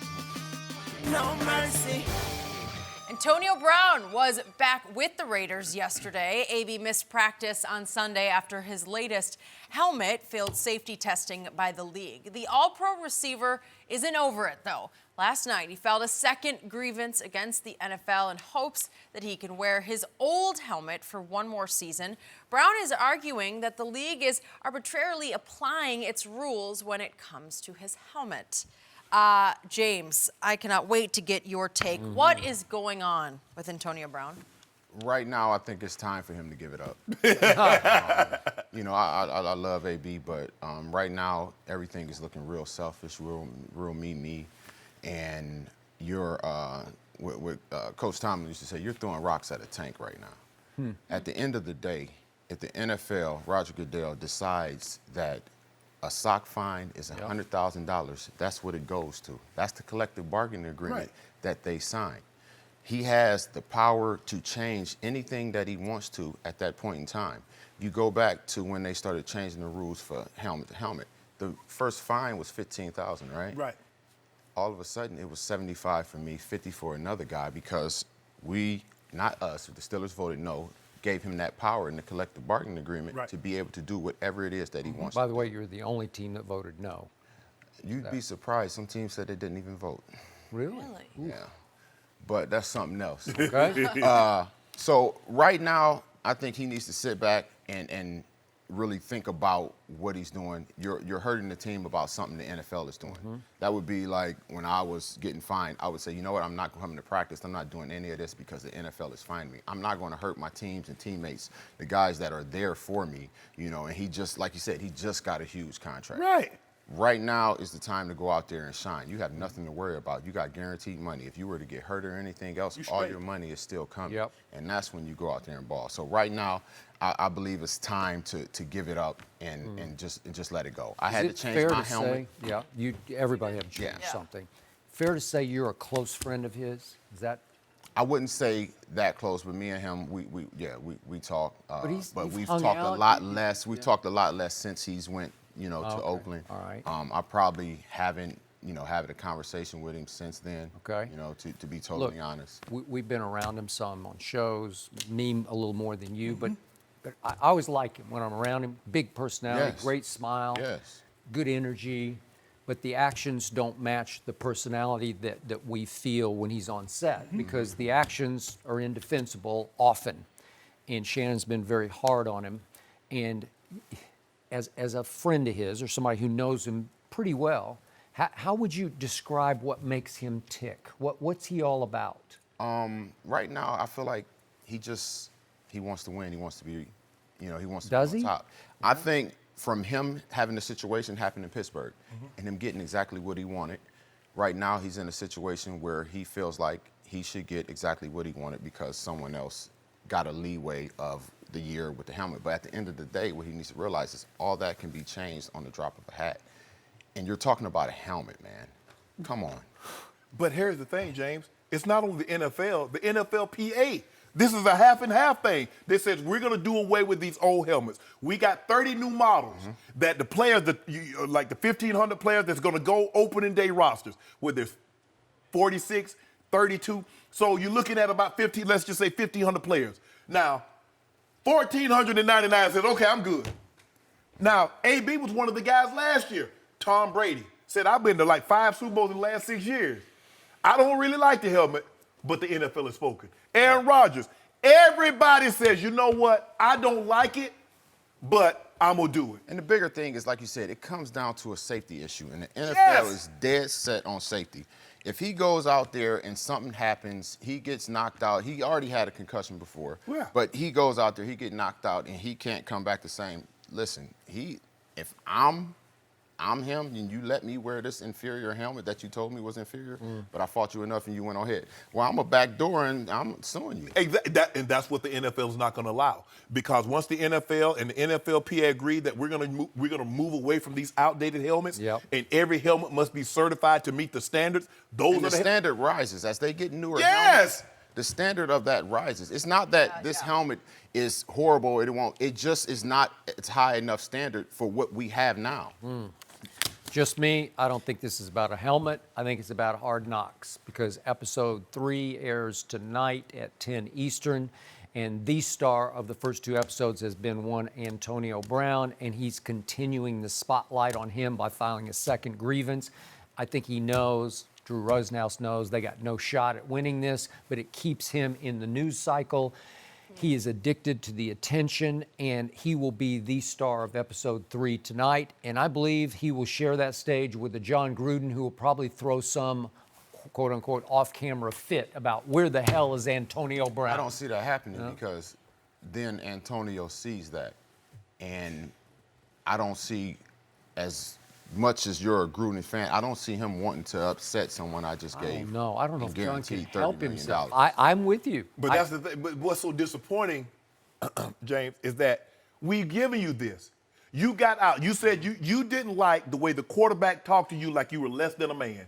And you didn't like the head coach and upper management that allowed this to continue. So you got everything you wanted. You got more guaranteed money. You went to a quarterback that's never going to talk to you sideways because he's less accomplished than you. See, Ben felt he could talk to you sideways because of those Super Bowls. See, Super Bowl give you, whether you're a coach, player, it doesn't matter. If it makes you feel like you're bigger than what you actually are. So you got away from that. You got $30 million guaranteed for 2 years. And you're talking about you not practicing because of a helmet. Listen, everything, like my mama used to say, that's done in the dark will come into the light. Right now, I believe you're starting to see what may have been happening in the dark in Pittsburgh come into the light. Yes. Interesting. So, you know, like I said, the last year I wasn't there to exactly see it, but of course he was given a lot of privileges in Pittsburgh. Yes. That, you know, he was allowed to do because some people allowed him to do that. Yes. Right now you're in a different situation. Like they say, the grass is not always greener on the other side. It is. But when they watered and fertilized their grass over there, see, you letting the sun bake on yours, you ain't put no water, no fertilizer. That's why your grass wasn't green. Just remember, John Gruden sent Mike Mayock, his GM, but John's got the last call on all this. Everything. He sent Mike Mayock to tell the media, ultimatum time. Are you all in or all out? So when you say you But don't it's want not to John push, Gruden doing it. okay, but again, trust me, he signed off on I that. know some He guys over ordered there that. in Oakland, I and it's think- not John Gruden doing it, so it's really not John Gruden. I even think, though I he think may be eventually, upset. you know what? I think in order to get this point across, he's going to have a conversation with AB. AB, boy. But see, the part that I hate most, James, is that you know what owners and general managers are saying? This is why we can't give guaranteed money. You see how he acted? He done got the money. Well, Now, you know, they also have hurting something everyone. still in their back pocket that's called conduct detrimental. Yes. And that's a thing that you go down that trail, and it's And why? mixed up. And I'm not trying to get nobody. I'm not really trying. You know, I wasn't being late, You can and I lose was. a lot of money. I'm not and trying to get no money back. Depending on how bad it is, it can almost void it. That's in the fine print here? Oh yes, And that's believe me. Huh? You know what you said about how Super Bowls empower people to maybe think they're way more than they actually are? Yeah. I could throw John Gruden into Oh, that absolutely. batch. Yeah, He you did absolutely- win a Super Bowl. Yes. And when they have their heart-to-heart, if it gets a little angry one way or the other, John is capable of saying, hey, do you realize I won a Super Bowl and you haven't? Yes. That's what it'll come down to. Yes. Because John thinks he was the driving force Yes. of Tampa's. How the hell you think he got that contract? Yep. 10 years? Who get 10? Whoa. 10. Yeah. That's At wow. 10. 10 when he at had- 10. When he hadn't coached in 10 years. 10 for 10 ain't close to 10. Sounds good. Yep. And he got total control of that franchise. Yes. So don't tell me Mike Mayock was on his own when he said, are you all in or all out? I didn't say he was Yeah, on his own, but I said he's the one that said it. So Yeah. it may look like to everyone else he's on his own. He's the GM. Now, I can play good cop, bad cop over here now. if Yeah, I need know. to. And John's got some good cop in him, but trust me, way more bad cop Yeah. in him. But it's gonna come down, Skip. It's gonna have to be bad cop, bad cop. Ain't no more good cop. Nope. Because good cop, good cop ain't cop get me. don't work. Good cop ain't get me no info. So I'm just finna be bad cop. Slam his head down on the table. And get your butt out there. That's true. It's Hard Knocks. I'd like to see that on Hard Knocks. I know. Yeah, I I mean, mean, geez. that is this ridiculous. guy. Dude, you got 30 million and you talking about a helmet. Yeah, you know, I mean, but like he'll I find say, something new. everyone has to go through that. If you're blessed to play in the game long enough, you're going to have to change your helmet. I believe it was like 09, 10 that I ended up having to change mine. I didn't like it, but I wasn't about to sit here and But if you fight. know, James, if they tell you in a year in advance, James, the helmet that you're wearing is no longer gonna be allowed to be worn. Honestly, I didn't get a year in advance, but it's a helmet. It's literally a helmet. You Okay. can find a different face mask or But they gave him a something. year. But just imagine, what you wouldn't have done, you wouldn't have waited till training camp to try helmets. You'd have got one of the 30 models that they're allowing and see which one's going to fit you the best. Yep. He wait till he knew this was coming. I know. They told you. Look, what I appreciated about you two when you played, you both had big personalities, big natures that would just fly out at any moment. But you were both we guys. Yeah. And 84 is a me guy. That's how it boils down. Yeah, you got to win. At the end of the day, all them numbers are nice. Ooh, the numbers are nice. Yeah. Well, you ain't winning. I mean, what them numbers for? What you putting up all the numbers to do what? We talked about the Cowboys locker room last segment. How much are these players affected by this way, the way AB is Oh, I acting? would definitely be disappointed. I mean, at some point it's going to Yeah. get old. Yeah, I would, like you said, I would be disappointed at that because now we're not talking about money and we're not even talking about something the team is doing to you. We're talking about a regulation that is put in place to help the game be safer, help you be safer. Yep. And you're not coming in and working with us so we can get things together. I would definitely. Okay, but be this team a doesn't little have slighted. veteran leaders on it Fair. except for the head coach, right? Yeah. They're young. Yeah, I mean, Vontez is in your locker room. Yeah, I know. Ooh. It's Okay. great for wrong with reality that? TV, Man, though. you Seems already to be know Ted's working. gonna get one suspension this year. You already He know don't- that. listen, Ted's back. He in a good place. Yeah, he is. He ain't gonna get no $5 so you get a suspension this year. $5 he $5. won't. Okay, Bet can't wait for good. this episode. James, Oh. too excited to have him here. Oh. I like James, that. thank you for joining us. Shannon, That's Shannon. why you're gonna have to that's why we clean can't up give you the anything. break. Look at Bill that. Belichick, he just That made just another covered up very what you did to your curious pants move. already. Why? Very We'll tell you next. We'll let Shannon get cleaned up. No mercy. Bill Belichick always keeps you on your toes. Belichick and the Patriots are cutting left-footed punter Ryan Allen, who has been with the team since 2013. Allen won 3 Super Bowls in his time with New England and played a vital role in their Super Bowl 53 win over the Rams. The move reportedly frees up $1.4 million in cap space, so Belichick will be relying on rookie Jake Bayless to take over punting duties for the team. The Patriots traded up 4 spots in the 5th round to select Bailey. So Shannon, what does this tell you about Belichick? Skip, Coach Belichick is always checking the sofa cushions for loose change. Now, he's going to try to find a way to get maximum value. Now, Gostkowski struggled last year kicking the ball off, but he's a very accurate field goal kicker. This guy also punts, and he kicks off. He can. So maybe that's what. But for me, I believe the bigger issue is this is how Coach Belichick always keeps his thumb on the team. Now, going into the fourth quarter, Skip, the MVP of the game was that guy. I agree. Because he kept him pinned down. See, it's one thing if you up 21 points in the fourth quarter and you get a kick inside the 10-yard line. Yep. But Skip, in pressurized moments, he was doing that. He had tied- 3 inside the 20. Right. Inside the 10, 10. actually, yeah. And he continuously did that in big moments, not just Super Bowl, but big playoff games. And he was left-footed. Coach Belichick's like that because the ball spins differently off Hard the to left catch. and the right. Yep. So this is another, see, Skip, this is what he said. So now everybody's sitting like, well, damn, guy won 3 Super Bowls, was money at the punt game, and Coach Belichick let him go. Shit, I better get him right. No. I better get right. Get right. That's how he does it. Well, that works if Jake Elliott, is that his name, the new punter? Jake Bailey. Bailey, Sorry, yeah. Jake Bailey. From Yeah, oh, Stanford. Jake Elliott. Jake Elliott. Jake Bailey, if he proves to be nearly as good as Ryan Allen was, Yes. right? Yes. We'll see. So I see this completely differently than you do because we've been talking about a diva receiver most of this show named Antonio Brown, and I think now we're talking about a diva coach. He's a diva in subtle ways.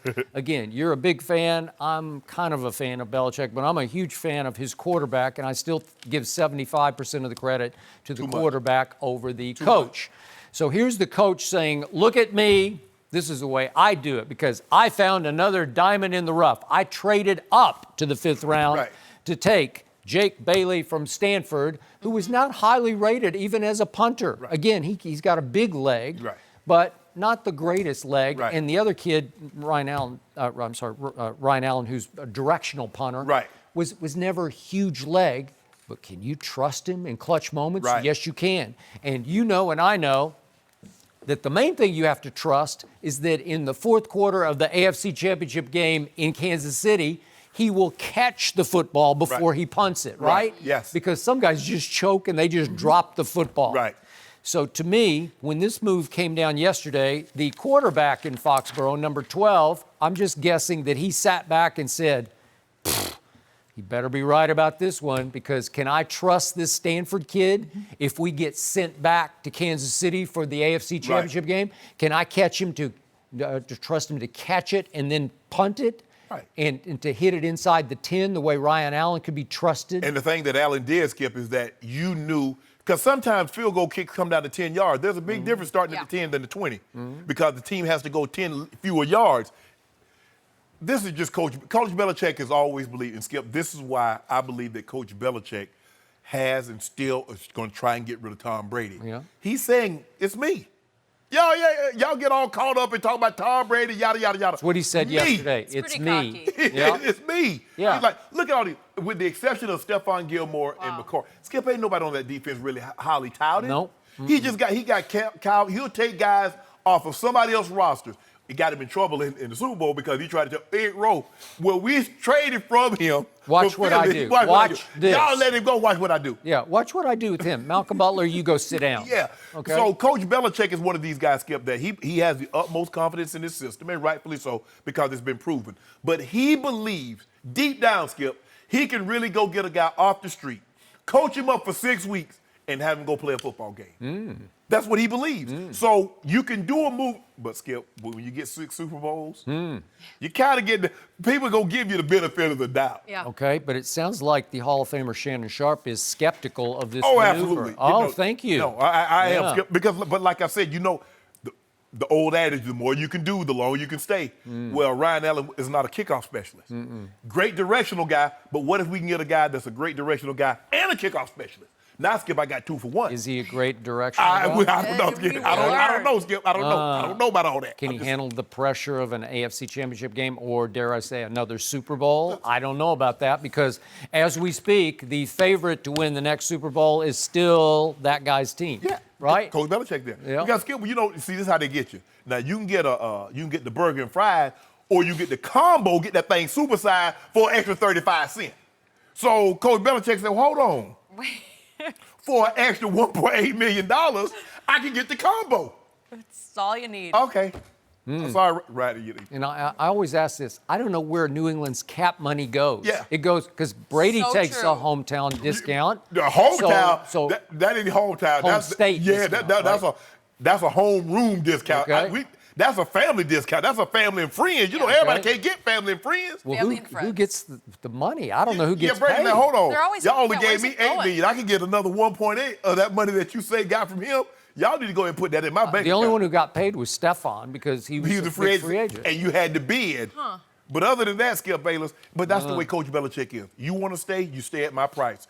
You're never going to stay in New England at your price. You could stay at their price, or you're going to have to move it along. It's as simple as that. And when you, Skip, the guy's won 3 Super Bowls.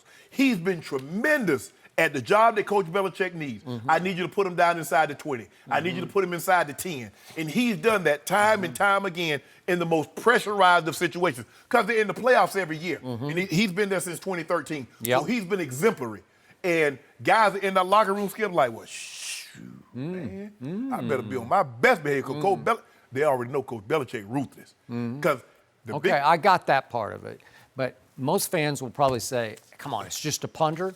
And they don't even know Ryan Allen because he was so good at his job that you did not notice him. That's how special teams are supposed to be. It's like a good referee or an umpire. If you don't notice him, he really did a good job. Yes. This punter was so good, nobody even recognized him. You know, they didn't even know who he was. Right. And all of a sudden, after all those Super Bowls that he helped win, 3 of them, and he could have been the MVP last year if it had turned out right. Right. Although what punter is ever going to really win MVP? Right. Can you imagine? Okay. But the point is, he was a candidate. Right. And this was another ruthless plunge by a head coach who's fully capable of doing this to send message to locker room, number 1, but number 2, to say, I need to polish my genius a little bit here. I'm going to show the world I can pull this off. Yep. Better. He cut Lloyd Malloy Yep. 4 days before the did. opening game. Yep. That tells you everything you need to know. He's like, an all-pro, a Pro Bowl safety. I'm willing to release you 4 days before we kick the ball off. Yep. So There's been a number of those. Yeah. So Coach Belichick believes it's him. Guys have bought in, believe it's system. It's system over me. Yep. They play into that and they win. It's hard to argue, Skip. Now it is going to be very interesting when Tom Brady leaves. Eventually, he's going to leave. If he plays 10 more years, he's going to leave. And if Coach Belichick still remains, it's going to be interesting to see because you believe everything that Coach Belichick is accomplishing. 75% of it goes to the quarterback. That is correct. I also believe that right here, right now, if Bill Belichick had his way, Yes. no, he would start Jared Stidham in game one. I believe, seriously, I believe he's ready to move forward. I don't know if he'll start Jared Stidham in game one, but I know he'd move on for Tom Brady after this year. Jeez. Well, after the way Jimmy Garoppolo performed last night, you might second guess that that. didn't help him out. Not a good performance there. How about this guy, though? Baker Mayfield, never afraid to tell you how he feels. Did he take a shot at another young quarterback? Wow. We'll discuss next. No mercy. Giants first-round pick Daniel Jones has had an impressive first 2 weeks of the preseason. The rookie is 16 of 19 for 228 yards and 2 touchdowns and has yet to throw a pick. Jones isn't impressing everyone, though. In an interview with GQ magazine, Baker Mayfield said, quote, "I cannot believe the Giants took Daniel Jones. Blows my mind." New York selected Jones 6th overall. So, Shannon, are you surprised Baker said this? A part of me is surprised, Skip, because we don't normally see quarterbacks talk publicly about other quarterbacks. We do not. Now, maybe behind closed doors, they might say something here or there that they don't expect to get out, but not so public. But because it's Baker Mayfield, should we be surprised?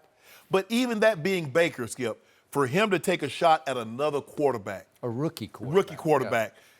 it's just, I guess, the old adage, either you like me or you hate me. You love me or you hate me. And that's where you are on Baker Mayfield, Skip, because this is very uncharacteristic of that guy. You see, basically, it's the CEO of your company taking shots at another CEO, a potential CEO of another company. And that's what Baker's doing. Skip, I'm surprised, and I get it. Baker said, this guy was 17 and 19 at Duke, and, you overthink these things. What has he ever won? I'm kind of shocked, because it's so harsh, it's so direct. That's some of the things you and I would say about this. We're not playing, Skip, but we're not taking shots at other guys that do what we do. Nope. He took a shot at the guy that he's a rookie, but he's like, I can't believe, basically said, he's like, Daniel Jones is trash. He garbage. I can't believe the Giants took him. In a nutshell, that's what he said. As you know, I love Baker Mayfield, but I do not love this. It is just so Baker. It is just so what he's all about. He's just unfiltered.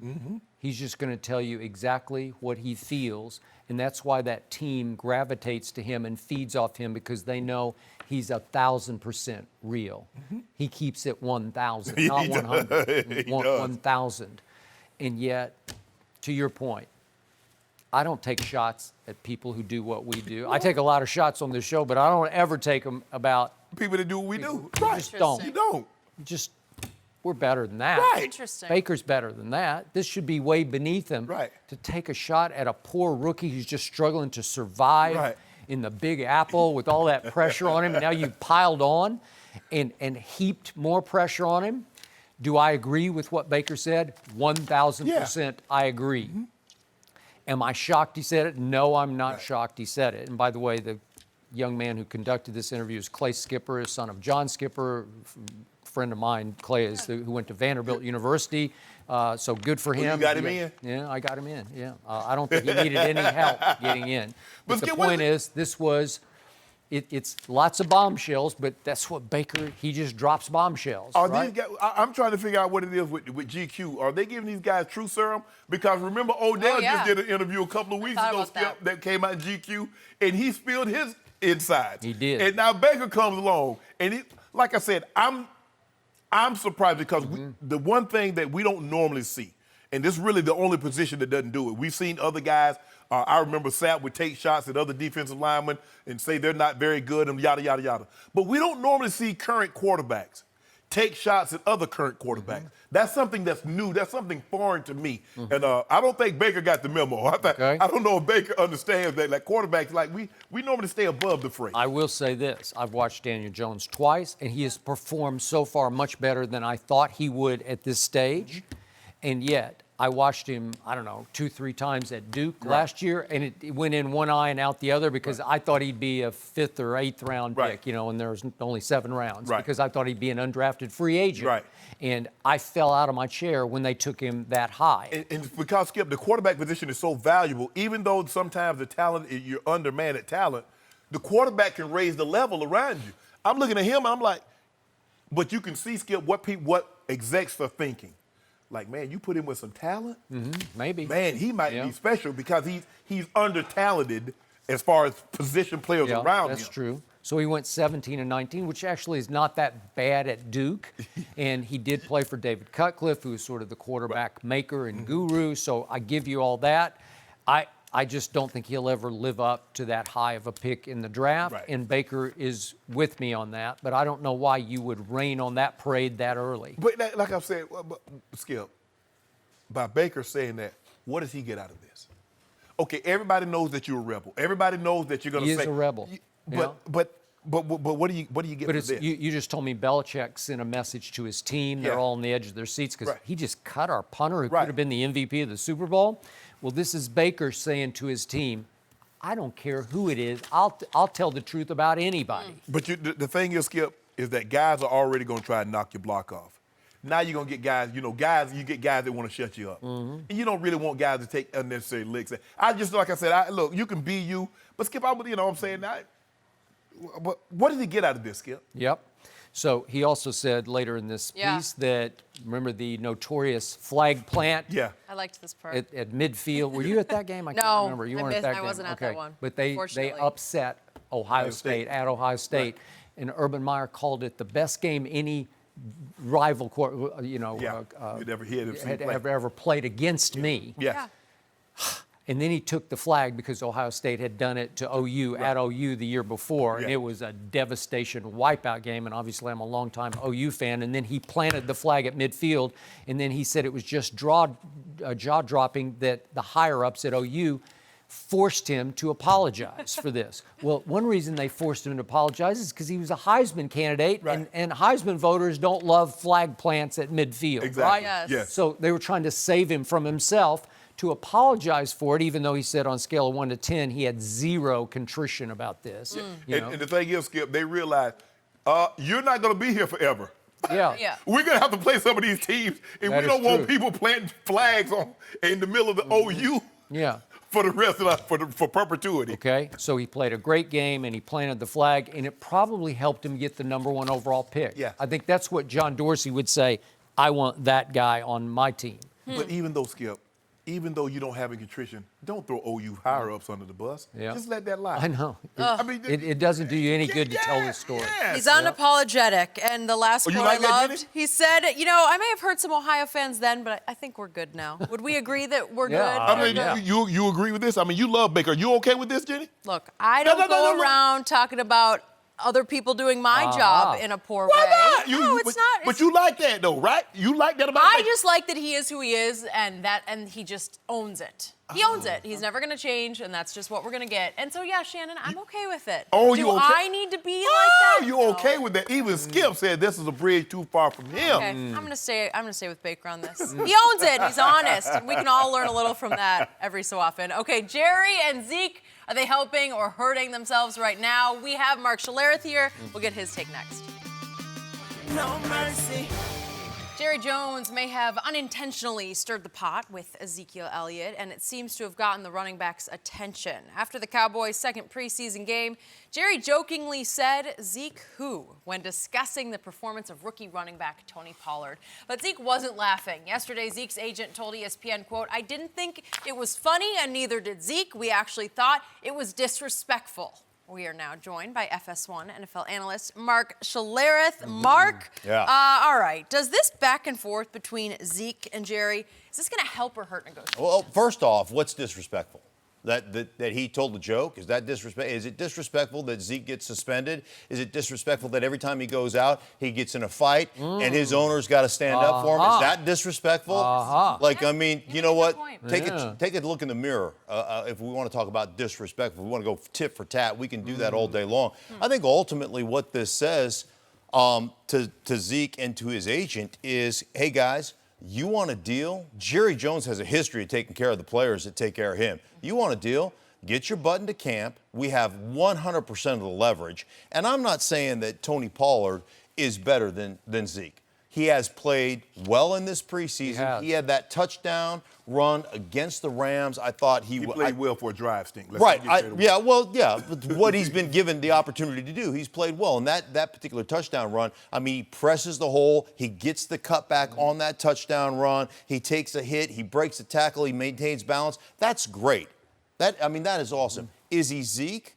I'm not gonna go that far. You know, you and I played with Terrell Davis, and I always joke around that he used to make up for a multitude of sins. Yep. So, like the year that Terrell got hurt in 1999, right? And Orlando Scary came in and ran for 1,200 yards, TD would have had 1,500, 1,600. You know, the year that Mike Anderson had 14, no disrespect to those guys, but TD would have had 2,000. He's just a different human being, and that's Zeke Elliott.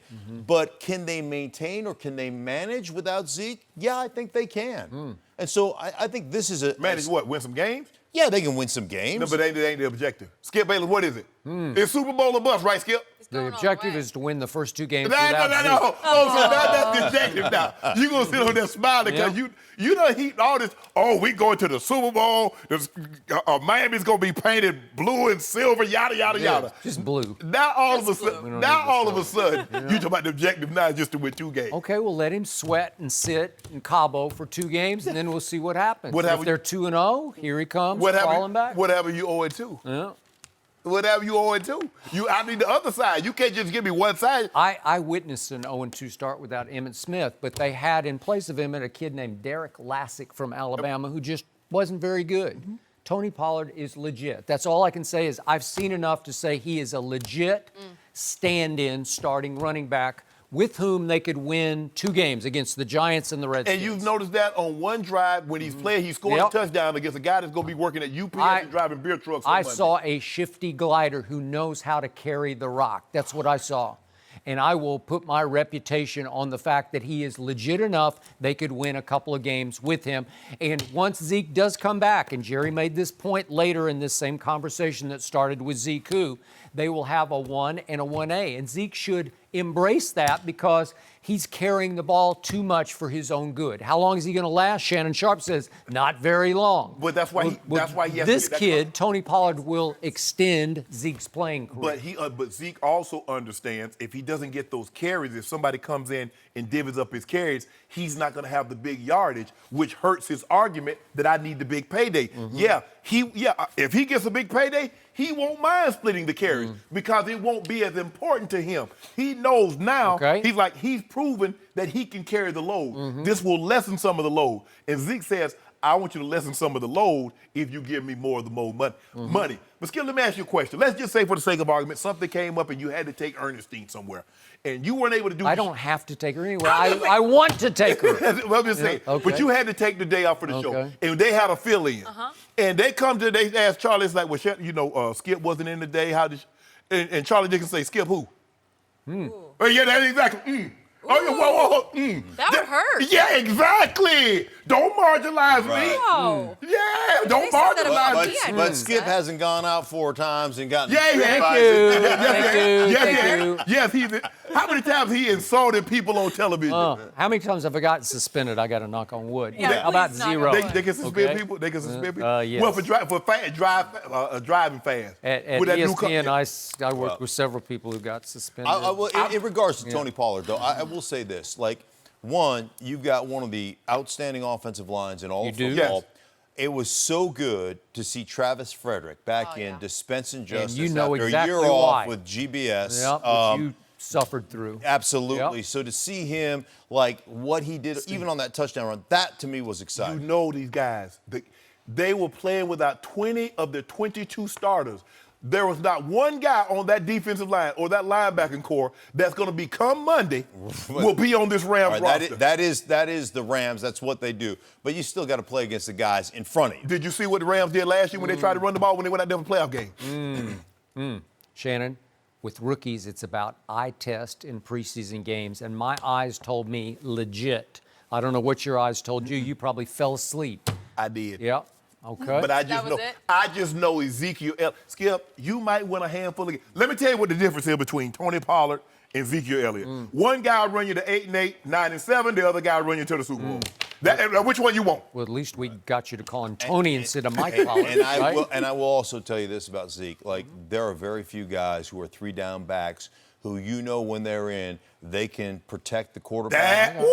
Jerry brought it up. There's nobody better, and he caught 77 balls last did. year out of the backfield. So this is a guy that is a complete football player. I don't know. But Mark that made the best point. Tony Pollard is. His bargaining power is somewhat limited by the fact that you cannot trust Ezekiel Elliott off the field, right? And Jerry took him with the 4th overall pick, knowing that he was never going to be able to turn his phone off. And Jerry put Jerry's reputation on the line several times by fighting for him and defending him, maybe to a fault, and finally losing. But he was right there with him through these 6 games. Oh, don't make it seem like Jerry was fighting because he thought. No, Jerry was fighting because he knew he gave him a better chance to win. So let's not pretend like Jerry was like, oh my God, I can't believe they're railroading Zeke Elliott. Yes, but Jerry was convinced that he was innocent of the quote-unquote charges. Jerry realized that in order for me to get to where I need to be, I need to have this guy, and I'm going to go Sure fight he for does. it. see But if I he think gets it's that guy. advantage Jerry. And Okay. I think Jerry lit a fire. Advantage under his- Cabo. This one Yeah. play out. I might go down there. Advantage I might Cabo. go No, down we're there. not going to Cabo. I might go to Cabo. He needs some No, company. you're going to work out together. Mark, thank you. Thank you. If you go to Cabo, you can Right. fill in. Yeah, I'll we'll go say to Cabo. Shannon who? Probably Yeah. not. Okay, Yeah, see? OBJ is showing off again. Are you impressed? That's next. No mercy. Time for our final topic of the day. Odell Beckham Jr. continues to remind us that one-handed catches are his thing. Yesterday in practice, OBJ showed off his latest one-handed catch between the legs. So, Shannon, how impressed are you by this one? Well, it's impressive. Yeah. I mean, you don't normally see guys, but these guys have gotten very good in the equipment with the tactified glove. I believe there's only one guy that could make that catch, and he could probably do it in the game, is Chris Carter. I don't care what anybody says. Really? He has the best hands I've ever seen on a player, past or present. And that was without the tactified glove, Skip. true. But it was an impressive catch, and he does impressive things like that. It's almost like you're disappointed, and I think, Skip, that's what was so disappointing about the playoff game. Because you see him do that, and you see the Sunday night catch, and you're like, how you drop routine things? Did you ever practice that catch? No. And yet somehow you managed to win 3 Super Bowls. And Odell, through his first 5 years, has yet to win a single playoff game, right? No. So I was actually happy over the last 3 weeks. We've heard little to nothing from Odell. That's a good point. But then actions speak louder than words. So now he's practicing that catch. Why? It's just a It sideshow. might happen in the game. Oh, it But- might. never know. But we did practice catching the ball with one hand, Skip, but not between the legs like that. Between the legs? Yes. But, we'd catch the ball behind our back from the jugs machine. Okay. But there was not, Skip, everything is camera. Everybody got a cell phone. Everyone's filming So now. everybody's filming and go put it out there. But had there been social media and I knew it would have ended up out there, I'd have been practicing. Oh, for sure. Yeah, Even oh, everywhere. No mercy. Thanks for listening to the Undisputed Podcast. I'm Jenny Taft. Join us again at the same time tomorrow morning, 9:30 Eastern. We'll see you then. Fox Sports 1 of 1.